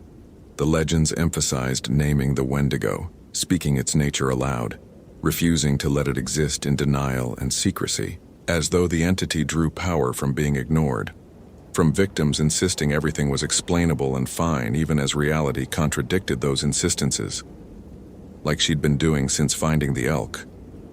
Ashley stood, cupped hands around her mouth, and shouted into the distorted wilderness, "I acknowledge you. I see what you are. Wendigo, Wetico, Wetico, whatever name you recognize, I'm not denying your existence anymore." The silence that followed felt different from the oppressive quiet surrounding the elk carcass. This silence was expectant, attentive, as though something had been waiting for exactly this admission. Then the forest exhaled. Not metaphorically. Actually, exhaled. Ashley felt the wind on her face, warm and humid despite alpine elevation, carrying the smell of decay and wrongness. The exhalation came from everywhere simultaneously, from the trees and rocks and earth itself, as though the landscape was a living organism acknowledging her acknowledgement. The peak stopped shifting. The geometry stabilized. Ashley's GPS suddenly showed coordinates that matched her visual reference points, the numbers snapping into proper relationship with observable reality. But the breathing sound returned, closer now, maybe 50 yards downslope, moving with the methodical pace of something that knew pursuit was unnecessary because the prey had nowhere left to flee. Ashley started moving northeast, toward Logan Pass, toward Ranger Station and back up in civilization. She didn't run. Running had accomplished nothing except exhaustion and disorientation. Instead, she maintained steady hiking pace, conserving energy, keeping visual contact with landmarks that finally stayed put when she looked away. She found Dakota Martinez at dusk, or what remained of Dakota Martinez, crouched in a hollow beneath an overhanging ledge, consuming something Ashley refused to identify too closely. The figure still wore Martinez's clothing, Arc'teryx shell, outdoor research pants, but the proportions were wrong, elongated, limbs too long and joints bending at angles human anatomy didn't permit. The figure's head turned toward Ashley, and in the fading light she saw eyes that reflected like a predator's tapetum lucidum, pupils huge and black, surrounding them with only minimal sclera visible. Ranger Rodriguez. The voice was Martinez's voice, mostly, stretched thin over something else. "You shouldn't have come. I told you not to come. I'm still hungry and you're alone, and I don't think I can stop myself much longer." Ashley kept 20 yards distance, positioned herself where she could retreat if necessary. "Dakota, listen to me. What's happening isn't your fault. You encountered something and it's changing you, but transformation isn't complete yet. The legends say there's a window, a period where acknowledgement can stop the progression." "What legends?" Martinez laughed, the sound bubbling with madness. "This isn't a legend. This is me being so hungry I can't think about anything except eating. And I already ate something I shouldn't have. Something that made me want more. And now I can feel myself becoming something that will never stop being hungry." "Wendigo," Ashley said clearly. "That's what the Blackfeet call it. Algonquian cultures across the northern forests have different names but same concept. Spirit of endless consumption. Transformation through violating sacred prohibitions. It's real. You encountered it. But you're still you enough to be talking to me, which means the process isn't irreversible yet." Martinez stood, unfolding to a height that shouldn't fit under the 6-foot ledge clearance. "How do I stop it?" "Fire. Community. Acknowledgement." Ashley rattled off what she remembered from training. "The Wendigo can't maintain form when exposed to fire or surrounded by people who name it and refuse to deny its existence. But you have to come with me, have to return to the ranger station where—" "I can't." Martinez shook their distorted head. "I'll try to eat someone. I can feel it. The closer I get to people, the stronger the hunger becomes. It's not regular hunger, Ashley. It's not physical need, it's metaphysical starvation. Like I'm empty in ways that go deeper than my body, and the only thing that temporarily fills the void is consumption. Ashley thought about the elk, hollow from within. Thought about the cold that surrounded feeding sites, as though the Wendigo consumed heat itself as well as physical matter. Thought about how she'd spent the last 6 years training her mind to reject supernatural explanations, even when evidence contradicted material assumptions. Then we do it here, she said. We build a fire. I call for backup. We surround you with witnesses who acknowledge what you are without denying your humanity. The legends say that works too. Community recognition preventing full transformation. And if it doesn't work? Martinez asked quietly. Then I have bear spray, emergency flares, and 6 years of wilderness survival training. Ashley unclipped her equipment, began gathering deadfall. But I'm not leaving you to become something that hunts other hikers. That's not how search and rescue works. She built the fire methodically, using ferro rod and natural tinder, creating a sustainable burn rather than flashy flames. The fire seemed to stabilize Martinez, who retreated to the hollow's far edge, watching the flames with expression caught between hunger and relief. Ashley tried her radio. This time, miraculously, base station answered. Rodriguez, where the hell have you been? We've had teams searching for you for 3 hours. 3 hours. She'd been gone 8 by her watch, but time apparently followed its own rules in Wendigo territory. Found Martinez, Ashley reported. Coordinates 48.7081, 130.7234. Situation is complicated. I need evacuation team, medical support, and someone from Blackfeet Cultural Liaison Office immediately. Is Martinez injured? Ashley looked at the elongated figure crouching in shadows, eyes reflecting firelight. Yes, but not in ways your standard protocols address. Just trust me and bring everyone I requested, and bring more fire, road flares, fuel, anything that burns. She kept the fire burning through the night, adding wood methodically, maintaining the boundary between Martinez and the transformation that wanted to complete itself. They talked sporadically, Martinez describing the cold that had crept through their chest, the hunger that had started as normal appetite and metastasized into existential emptiness, the moment they'd crossed whatever boundary separated human from other. I ate a rabbit, Martinez confessed as dawn approached. Found it dead already, probably killed by an eagle, and I was so hungry, and it seemed fine, seemed harmless. But it was wrong somehow, tainted. And after I ate it, the hunger got worse instead of better. Like I'd opened a door that shouldn't be opened. Ashley thought about taboos, about how every culture developed prohibitions around death and consumption and boundary crossing. Maybe those prohibitions weren't arbitrary superstition, but practical wisdom encoded across generations. Warning systems that said, here there be monsters if you violate these specific rules. The rescue team arrived at 6:40 hours. Paramedics, rangers, and critically, an elderly Blackfeet woman named Mary Talks to Sky who listened to Ashley's explanation without skepticism or dismissal. Witikow, Mary confirmed, looking at Martinez with sad recognition. Haven't seen this in 20 years, but it happens sometimes when people forget why the old rules exist. The rabbit was placed as bait, and you took it, and now the spirit has hold of you. Can it be stopped? Martinez asked desperately. Yes, but it's not comfortable. Mary began pulling items from her bag. Sweetgrass, sage, something that might have been tobacco. You have to starve it. Completely. No food until the hunger breaks and releases you. Usually 3 days if the transformation is caught early. 3 days. Ashley watched Martinez's gaunt face, saw the desperation there, the knowledge that 3 days of absolute starvation while something consumed you from inside would be torture. But Martinez nodded. Do it. Whatever it takes. I don't want to become something that hunts people. They evacuated Martinez by helicopter, transferred to a secure medical facility where the official explanation was severe hypothermia with psychological complications. Mary Talks to Sky went along, conducting ceremonies that hospital staff tolerated with uncomfortable politeness. Ashley filed her report, knowing it would be heavily edited before entering official records. The true account, Wendigo transformation prevented through traditional knowledge that her scientific training had almost caused her to reject, would remain in classified files where it couldn't challenge institutional assumptions about reality's nature. Dakota Martinez recovered after 4 days, the hunger breaking as Mary had predicted. Transformation reversing once feeding stopped long enough to starve the spirit rather than the body.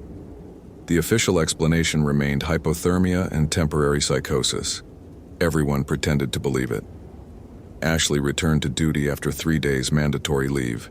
She resumed patrols, resumed search and rescue, resumed her work protecting visitors from the wilderness's natural dangers. But she walked differently through the forest now, more carefully, more respectfully, with awareness that her scientific education explained most phenomena most of the time, but not all phenomena all the time.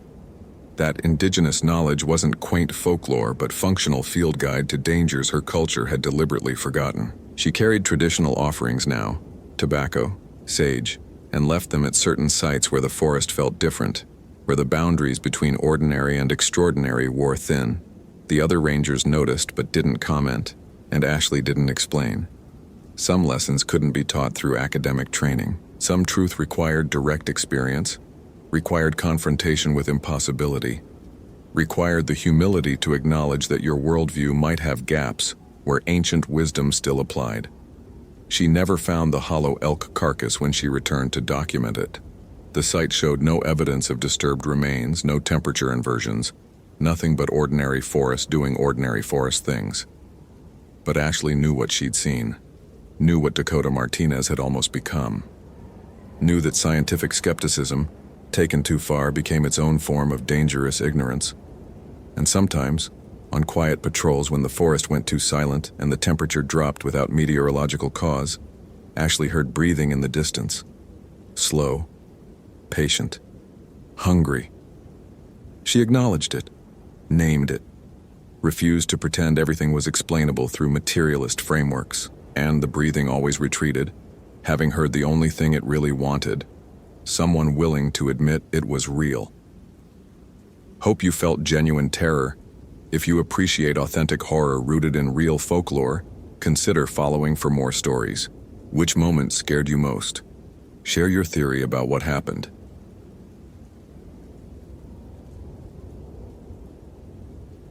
Matthew Davidson found Justin Taylor's journal on a trail that didn't exist on any map, a trail that led in 5 different directions simultaneously, depending on which eye he closed. He'd been a ranger at Olympic National Park for 8 years, long enough to know every documented path through the Enchanted Valley. Long enough to have memorized the elevation changes, the creek crossings, the places where the trail forked and rejoined. This wasn't one of them. This trail appeared between 2 lodgepole pines that Matthew had photographed just 3 months ago for a park survey. Trees that had stood exactly 18 inches apart, too narrow for any passage. Now they framed an opening wide enough to walk through, and beyond them stretched a path worn smooth by what looked like decades of foot traffic. The journal lay in the exact center of the trail, spine up, pages fluttering in wind that Matthew couldn't feel on his own skin. He checked his Garmin eTrex 30. The coordinates placed him at 47.8234 degree N, 123.4521 degree in W, precisely where he should be according to his search grid. The elevation read 2,847 feet. Everything normal. Everything exactly as it should be, except for the impossible trail and the journal that had Justin Taylor's name embossed in fading gold on the leather cover. Matthew had a degree in forestry from Washington State University and a minor in geology. He believed in soil composition, watershed dynamics, and the predictable behavior of ecosystems under stress. He did not believe in trails that appeared overnight, or in the local stories about the Enchanted Valley, stories of hikers who claimed the forest rearranged itself, of shadows that moved wrong, of spaces between trees that led somewhere other than deeper woods. He photographed the trail with his iPhone 5s before approaching the journal. The camera's timestamp read 2:47 p.m., October 23, 2014. Justin Taylor had been reported missing 4 days ago by his girlfriend after he failed to return from what was supposed to be a solo weekend hike. His car was still at the Graves Creek trailhead, registration current, nothing obviously disturbed. His emergency contact information listed him as 26 years old, employed as a software engineer at Amazon in Seattle, experienced hiker with no history of mental health issues or risky behavior. The search grid had been methodical. Matthew had been working the eastern quadrant, the section closest to the Kanawha River where most lost hikers eventually ended up, following water downstream in confused attempts at self-rescue. He hadn't expected to find anything this far from the primary search area, hadn't expected to find this. The journal's pages were dry despite yesterday's rain, despite the moisture that hung perpetually in Olympic's temperate rainforest. Matthew picked it up with gloved hands, protocol for potential evidence, and opened to the first entry. September 30th, 2014. The handwriting was precise, almost mechanical. Day 1. Weather clear. Made camp at mile marker 7. Saw my first one today. Thought it was another hiker at first, but it didn't move right. Stood too still. Watched me from the tree line for 3 hours. When I looked at it directly, it wasn't there. When I looked away, I could see it in my peripheral vision. Perfectly human-shaped, but made of something darker than shadow. Something that absorbed light instead of just blocking it. Matthew's rational mind immediately cataloged explanations. Sleep deprivation, dehydration, the human brain's tendency to create patterns, to see faces and figures in random arrangements of light and dark. He flipped forward, scanning entries. October 2nd. They're following me. Counted 7 distinct ones today. They never come closer than 30 feet, but they're always there just at the edge of where I can't quite see them clearly. Started marking trees to make sure I'm not walking in circles. The marks keep disappearing. October 5th. Found another hiker's pack. Old. Maybe from the 80s based on the style. Name tag said Robert Morrison. Looked him up on my phone before the battery died. Missing since 1987. Last seen on the Enchanted Valley Trail. They found his campsite but never found him. I think I know why. I think he's still here. I think they all are. October 8th. The trail is changing. I've been hiking for 8 days, but I'm still in the Enchanted Valley. Should have reached the ranger station days ago. Every time I check my map, the landmarks are in different places. The river runs uphill for 3 miles, then falls in a waterfall that shouldn't exist. My compass spins. My GPS shows my location jumping randomly. Sometimes I'm in Washington, sometimes Alaska, sometimes nowhere that has coordinates. Last night I heard voices. Not the shadow people, they don't make sound, but other voices, human voices, screaming. The final entry was dated October 18th, 5 days ago. The handwriting had deteriorated into barely legible scrawl. They're not shadows, they're gaps, places where reality stops. I understand now. This isn't the forest. This is what's underneath. This is what's always been underneath. The trails we follow are just skin stretched over something vast and hollow. I can see the tears now. See where the skin is thin. They're widening. I think they want me to come through. I think I'm going to. I think I have to. Maybe on the other side, directions make sense again. Matthew closed the journal and looked up. The impossible trail was gone. He stood between 2 lodgepole pines exactly 18 inches apart, no room for passage, just the regular forest continuing in all directions. His Garmin still read the same coordinates. The timestamp on his phone confirmed only 3 minutes had passed since he'd photographed the trail. 3 minutes during which he'd read 9 journal entries spanning 18 days. He keyed his Motorola radio. Davidson to base. I've found evidence related to the Taylor search. Requesting additional units at my coordinates. Static answered. Not the normal radio static of interference, but something that sounded almost like breathing. Deep and slow and coming from multiple directions simultaneously. Matthew adjusted the frequency. Tried again. Same result. He checked his phone. No service, which was normal for this elevation. But the signal bars were doing something abnormal, flickering between 0 and full and displaying numbers that didn't match any carrier standard. A shadow moved at the corner of his vision. Matthew turned his head quickly. the rational part of his brain cataloging what he saw. Nothing. Just trees and undergrowth and the normal play of light through canopy. But when he looked away, focused on his radio, the shadow was there again in his peripheral awareness, human-shaped, standing 15 feet away, perfectly still in a way that nothing alive should be still, with an absolute motionlessness that violated the micro-movements of breathing, of heartbeat, of blood flow. He forced himself to stare directly at the spot. Empty forest. He looked away. The shadow was closer now. 10 feet, still at the edge of his peripheral vision, still impossible to see when he looked directly at it. Matthew's heartbeat accelerated despite his conscious attempts to control it. Adrenaline dumped into his bloodstream, triggering fight-or-flight responses that his prefrontal cortex tried to override with rational analysis. This was a trick of perception, an artifact of the brain's visual processing system, which constructed reality from incomplete data and filled gaps with expectation. The journal had primed him to see what Justin Taylor had seen. Suggestion was powerful. Stress created hallucination. But the shadow moved again when Matthew turned to retrieve his pack, moved with impossible speed to stand directly behind where his head had been, close enough now that he could see, or thought he could see, the way light bent around it.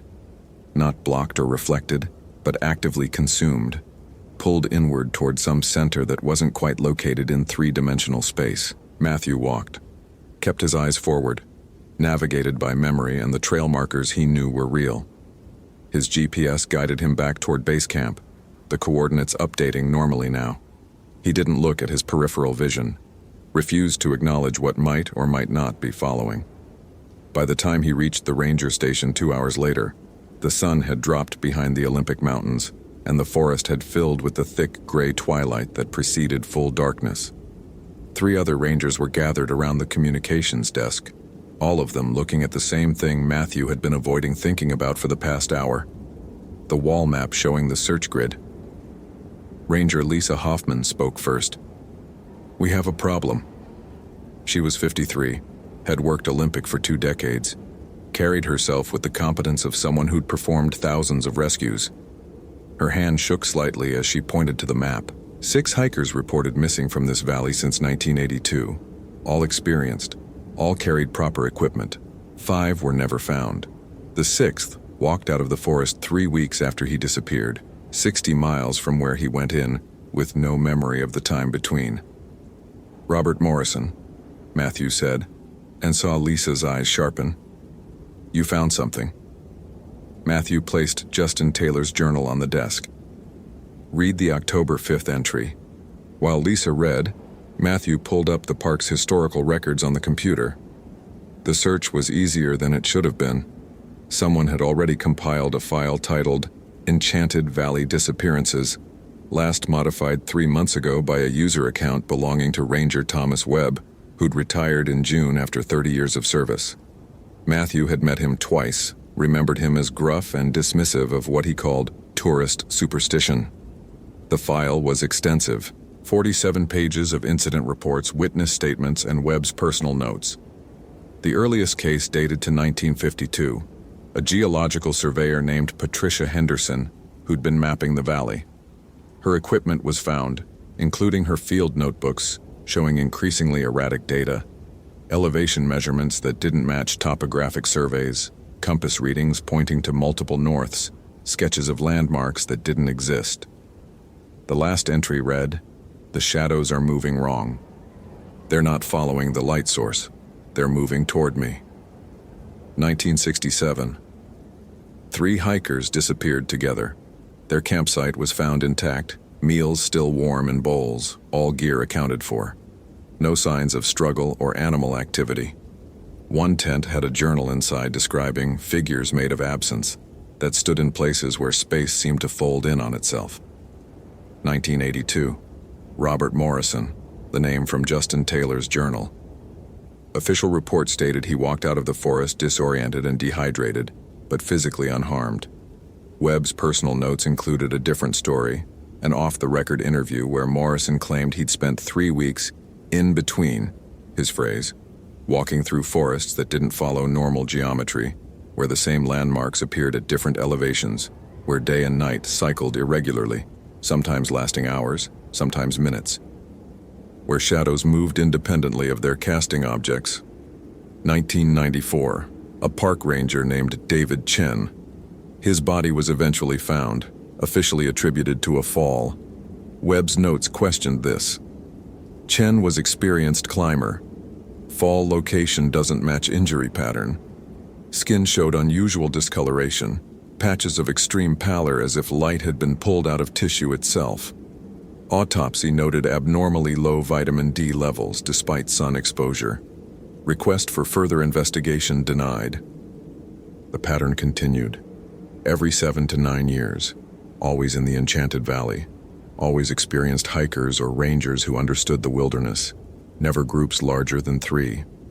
Victims reported the same phenomena: reality inconsistency, shadow figures, trails that led nowhere or everywhere, the sense of space folding in wrong dimensions. Webb's final note was dated June 15, 2014, his last day. They're not hallucinations. I've seen them myself over the years. Never told anyone because they'd pull my certification, but they're real, or there's something real wearing the shape of unreal. I think they're gaps in what exists, places where existence thins out. The forest here is old, older than the mountains themselves. Something lived here before geology, before physics stabilized. Something that existed when reality was still flexible. It's still here, in the spaces between trees, in the moments between heartbeats. It's patient, it's hungry. It doesn't want to harm, it wants to absorb, to add to itself. Every person it takes becomes part of the absence. They warned me when I was new, the Quinault elders.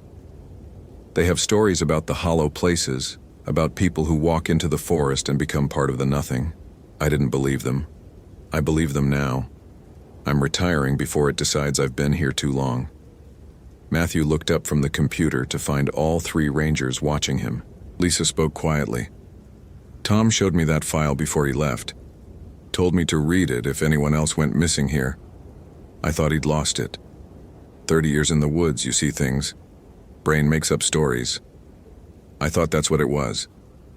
But, Matthew prompted, but yesterday while we were setting up the search grid, I saw something at the edge of the tree line. Just for a second, in my peripheral vision.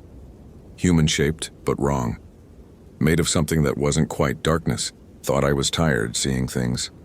Then Chen's daughter called this morning. Lisa's jaw tightened. She's been researching her father's death. Has questions about the autopsy. Wants to know why no one investigated the witness statements from other rangers who claimed they saw shadow figures near where her father died. The radio crackled. All 4 rangers turned to stare at it. Through the static came a voice, thin, distant, fractured, as if traveling through layers of interference. Davidson, can you help me? The trail they're everywhere, can't tell which, real. Matthew grabbed the handset. Justin Taylor, if you can hear me, stay where you are. Mark your location and stay put. Tried, but markers disappear, think I'm underneath, can see the tears. Reality is so thin here, you have to, The transmission cut to static that resolved into something almost like words, syllables that didn't match any language Matthew knew, speaking in rhythms that made his inner ear ache and his vision distort at the edges. He switched off the radio. The silence felt almost worse than the sound. We need to pull the search, Lisa said. Scrub it completely. Tell the girlfriend we found no evidence, close the case, wait for him to walk out like Morrison did. If he walks out, another ranger added. Morrison was lucky, or unlucky, depending on how you look at it. Matthew's scientific mind rebelled against the implication. People didn't just disappear into nothing. Reality didn't have gaps. The universe operated on consistent physical laws that didn't bend or break regardless of location or local folklore. But he'd seen the shadow, had felt the wrongness of its movement, had read 30 years of consistent testimony from reliable witnesses describing the same impossible phenomena. I'm going back out, he said.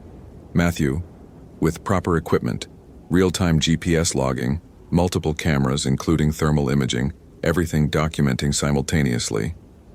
If there's a rational explanation, I'll find it. If there isn't, He stopped, didn't finish the sentence because finishing it required accepting premises his education had trained him to reject. Lisa was quiet for a long moment. Finally, Tom left something else, said to give it to anyone who went looking. She retrieved a small leather pouch from her desk drawer. Inside was a collection of objects: salt in a sealed container, a bundle of dried herbs Matthew recognized as sage, a piece of obsidian carved with symbols he didn't recognize, and a handwritten note. The note read, "The Kinno call them stolen spaces, places where the world forgot to be. They say salt marks boundaries the stolen spaces can't cross. Sage smoke makes them visible, or makes the edges visible anyway. Obsidian holds old magic, reflects what shouldn't be reflected. Don't know if any of it works. Don't know if anything works. But if you're reading this, you're going in anyway. So take it. And Matthew, if you're the one reading this, I'm not surprised. You're like me. You need to understand, that need will kill you if you're not careful. Or it will make you see things you can't unsee. Same thing, maybe." Matthew pocketed the pouch.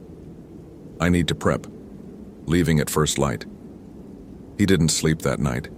Instead, he spread the contents of Justin Taylor's journal across his bunk, photographing each page, analyzing the progression of entries. The handwriting deteriorated not just in neatness but in fundamental consistency.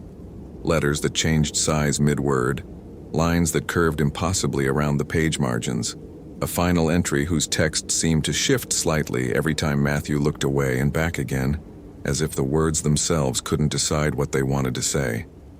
At 3 a.m., Matthew opened the park's personnel files and cross-referenced names with the disappearance cases, found connections that made his hands cold. Patricia Henderson, the 1952 surveyor, had been Thomas Webb's grandmother. The name had been buried in files because she'd married and changed it. Webb had grown up hearing stories about his grandmother who'd walked into Olympic and never came out, who'd left notebooks filled with impossible data that the family kept in an attic somewhere, treated as evidence of mental decline rather than accurate observation. David Chen's incident report included a detail that hadn't been in Webb's notes. 3 days before his death, Chen had reported equipment malfunctions, compass failures, GPS showing him in impossible locations, once placing him in Seattle while he was demonstrably standing at 4,000 feet elevation in the park. He'd attributed it to magnetic anomalies. The report had been dismissed as equipment failure. Every disappearance followed the same pattern: initial contact with shadow phenomena, then equipment malfunctions, then the victim walking into areas where reality seemed unstable, finally vanishing into spaces that shouldn't exist. Matthew's scientific training screamed against the implications, but his pattern recognition couldn't ignore them. This wasn't random. This was systematic. Something in the Enchanted Valley was hunting. Had been hunting for decades, using a method that left almost no evidence because it removed people from causality itself. Dawn came gray and thick with mist. Matthew loaded his pack with standard search equipment plus additions. 3 smartphones with different GPS software, a GoPro camera set to continuous recording, a thermal imaging scope borrowed from the Wildlife Observation Program, Webb's leather pouch, and a laminated print of the 1890 Geological Survey map showing the valley before modern trails were established. The early geology was interesting. The Enchanted Valley sat in a formation where 3 separate tectonic events had created a junction of rock types that normally wouldn't be adjacent: ancient seafloor, volcanic intrusion, and glacial deposit. The angles didn't match standard geological models. Whoever had surveyed it had noted spatial anomalies suggesting errors in measurement equipment and recommended additional study that apparently never happened. Matthew hiked alone, following the search grid to the coordinates where he'd found Justin's journal. The forest was quiet. Wrong kind of quiet. Birds should have been active at dawn, but he heard nothing except his own footsteps and breathing. The mist clung lower than it should, pooling in valleys and between trees, never dispersing despite the morning thermals that should have lifted it. He reached the 2 lodgepole pines at 7:23 a.m. according to his GPS log. They stood 18 inches apart. As he watched, the gap between them widened. Not the trees moving, the space itself expanding like reality stretching to accommodate something that needed more room. Within 10 seconds, the gap was wide enough to walk through, and beyond it lay the trail that shouldn't exist. Matthew activated all his recording equipment and stepped through. The transition was immediate and visceral. Temperature dropped 15 degrees. The quality of light changed, becoming diffuse and directionless as if emanating from the air itself rather than the sky. His GPS immediately showed conflicting data. One phone placed him at his starting coordinates, another showed him 3 miles north, the third displayed coordinates that didn't exist, numbers too large for terrestrial latitude and longitude. The trail ahead looked worn and well-maintained, marked with cairns that showed decades of careful placement. But when Matthew checked his thermal scope, the cairn showed no heat signature. Not cold. Absent. No temperature at all, as if they existed in a space where thermodynamics didn't apply. He walked forward, each step feeling slightly off, as if gravity's pull came from a direction 5 degrees askew from down. The sensation made his inner ear protest, triggering mild nausea. His GoPro footage, when he checked it, showed normal forest. But when he pointed the thermal scope at the same view, the trees showed heat patterns that didn't match their visible structure. Warm patches where no sun penetrated, cold spots in direct light, and between some trunks, absolute black zones with no temperature reading at all. The shadow people appeared gradually. First one standing 30 feet ahead at a trail fork. When Matthew looked directly at it, he saw only empty trail. When he focused on his GPS while keeping the location in peripheral view, the figure was clearly visible. Human proportioned, 7 feet tall, made of something that bent light around itself, creating a perfect absence in the visual field. He tried the sage from Webb's pouch. The smoke curled normally at first, then twisted in directions that violated fluid dynamics, spiraling around invisible obstacles and defining boundaries Matthew couldn't see with unaugmented vision. Where the smoke touched, it revealed edges. Thin lines in space where the forest seemed to fold along seams. Reality origami creating spaces that shouldn't geometrically fit. Through the thermal scope, the edges glowed faint red, cooler than surroundings but not cold. And standing at those edges, dozens of shadow figures. They didn't move as he approached, didn't react, just stood in positions that suggested they were guarding the seams, or perhaps had become part of them, merged with the gaps they inhabited. Matthew marked the trail with chalk, drawing arrows and writing GPS coordinates at 20-meter intervals. When he looked back after walking 100 meters, the marks were gone. Not weathered or erased, gone as if they'd never been made. The trail behind him looked identical to the trail ahead, endless, unmarked, leading back and forward with equal plausibility. He checked his phone log. According to the timestamp, he'd been walking for 40 minutes. His watch showed the same, but his backup chronometer, a wind-up mechanical watch specifically chosen because it relied on springs and gears rather than electronics, showed 3 hours had passed. Time was broken here. Or time was functioning normally and space had changed, stretching or compressing to create apparent temporal discrepancies. A voice called from ahead. "Davidson, is that you?" Matthew recognized it. Justin Taylor, sounding close and clear despite no visible source. He moved forward, thermal scope raised, and found Justin sitting beside the trail, physically present, apparently unharmed, wearing the same clothes described in his missing persons report, but the thermal scope showed something wrong. Justin's body temperature was uniform, no variation between core and extremities, no heat differential between skin and clothing, no breath vapor despite the cold. Justin Taylor? Matthew kept his distance, hand on his radio despite knowing it wouldn't work here. "I think so. Hard to tell anymore. How long have I been here?" 4 days since you were reported missing. Your journal said 18 days. Justin laughed, and the sound echoed wrong coming from multiple directions. 18 days, 4 days. Both wrong, both right. Time doesn't work the same once you're underneath. I've been here minutes and years. I've watched the trees grow and decay in cycles. I've seen the mountains rise and fall. Or maybe I've been here 10 minutes and my brain is breaking trying to process input it's not designed for. Matthew raised his phone, started recording video. The screen showed Justin clearly, but when Matthew looked at Justin directly, the man's edges seemed fuzzy, uncertain, as if he existed only probabilistically. "What is this place?" Matthew asked. "It's what's always been here. We just don't see it usually. The world is thinner here. The membrane between what exists and what doesn't. They live in the gaps." Justin gestured at the shadows. "They're not creatures. They're the absence of existence taking shape, places where reality forgot to be, forming into something that almost has agency. They don't mean harm. They just are. And when you spend too long near them, you become thin too. Probabilistic, uncertain. I'm going to get you out." Justin's expression was sad. "I don't think I can leave. I don't think I'm real enough anymore. Every day here I feel myself becoming less. Memories fade not because I forget, but because they stop having happened. My childhood is getting fuzzy. Not the memory of it, but the fact of it.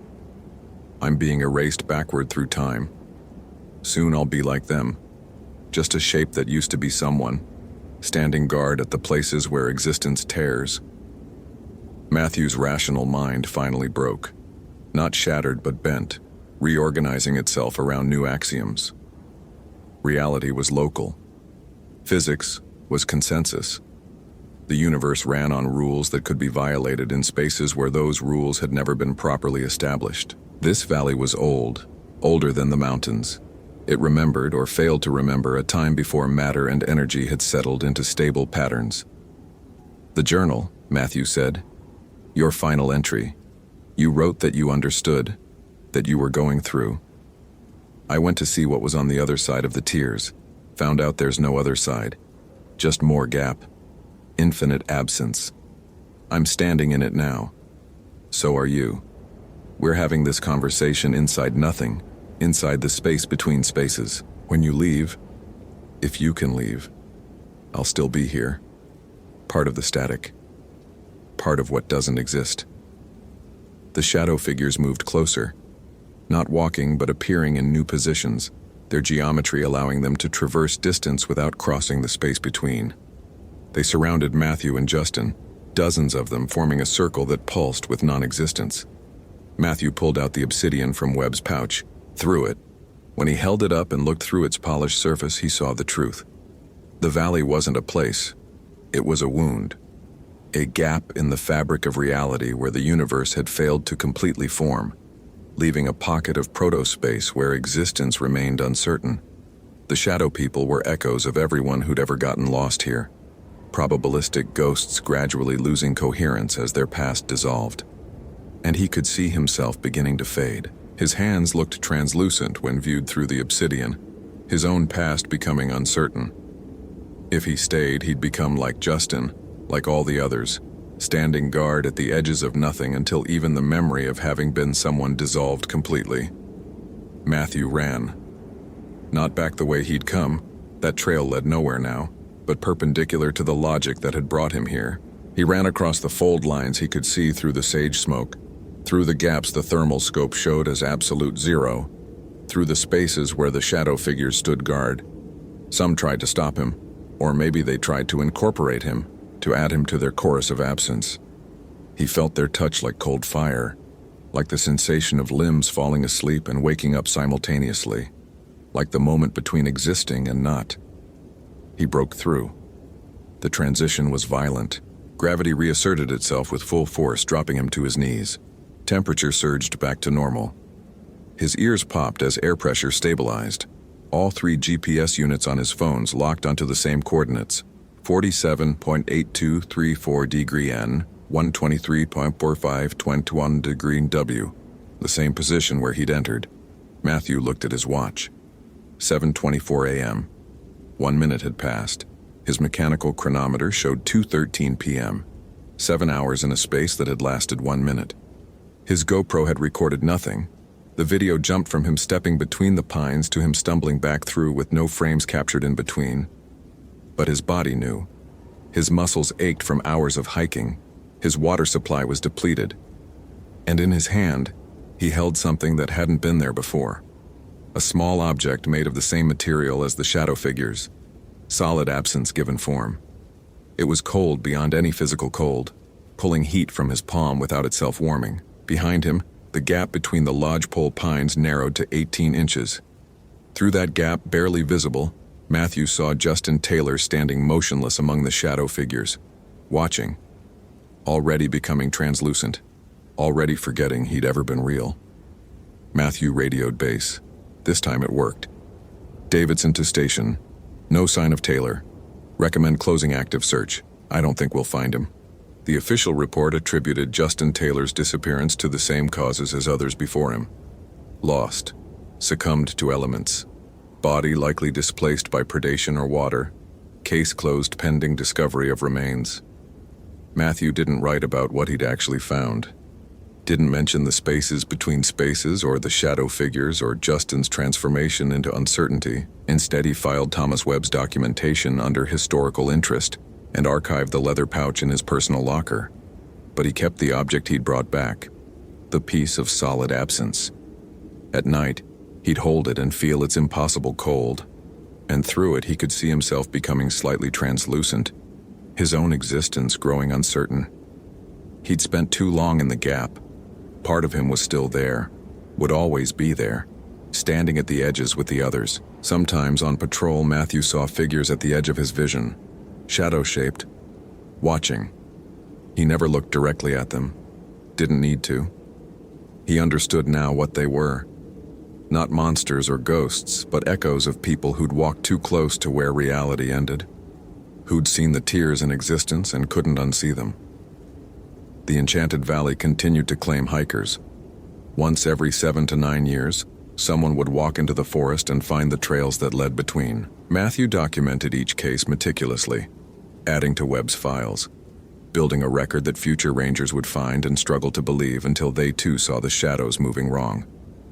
And late at night, when Matthew's reflection in the mirror looked too thin, too uncertain, he wondered if he was still in the forest. If this, the ranger station, his reports, his daily life, was just another fold in reality, another pocket of almost existence where he'd created a comfortable illusion, while his real body stood motionless at the edge of nothing, slowly dissolving backward through time. He'd hold the object of solid absence and remember Justin's words. I've been here minutes and years, and he'd wonder if minutes and years were the same thing when you existed between the moments, in the gaps where the universe forgot to completely form. The shadows watched from the tree line, patient, hungry in a way that had nothing to do with appetite, and everything to do with the fundamental drive of nothing to become something, of absence to fill itself with whatever wandered too close. Matthew watched back, and some nights when the moon was dark and the forest thick with mist, he thought about walking between those lodgepole pines again, about stepping through into the space that wasn't space, where Justin Taylor stood guard at tears in reality, where Patricia Henderson and David Chen and 40 others had become probability echoes, about finally understanding what Thomas Webb had meant. That need will kill you if you're not careful, or it will make you see things you can't unsee. Same thing, maybe. Matthew had seen, had understood. And understanding was its own kind of death, the death of certainty, of solid reality, of the comfortable belief that existence was consistent and whole. He was already becoming shadow, already becoming gap. The only question was how long until he stopped pretending otherwise. Hope you felt genuine terror. If you appreciate authentic horror rooted in real folklore, consider following for more stories. Which moment scared you most?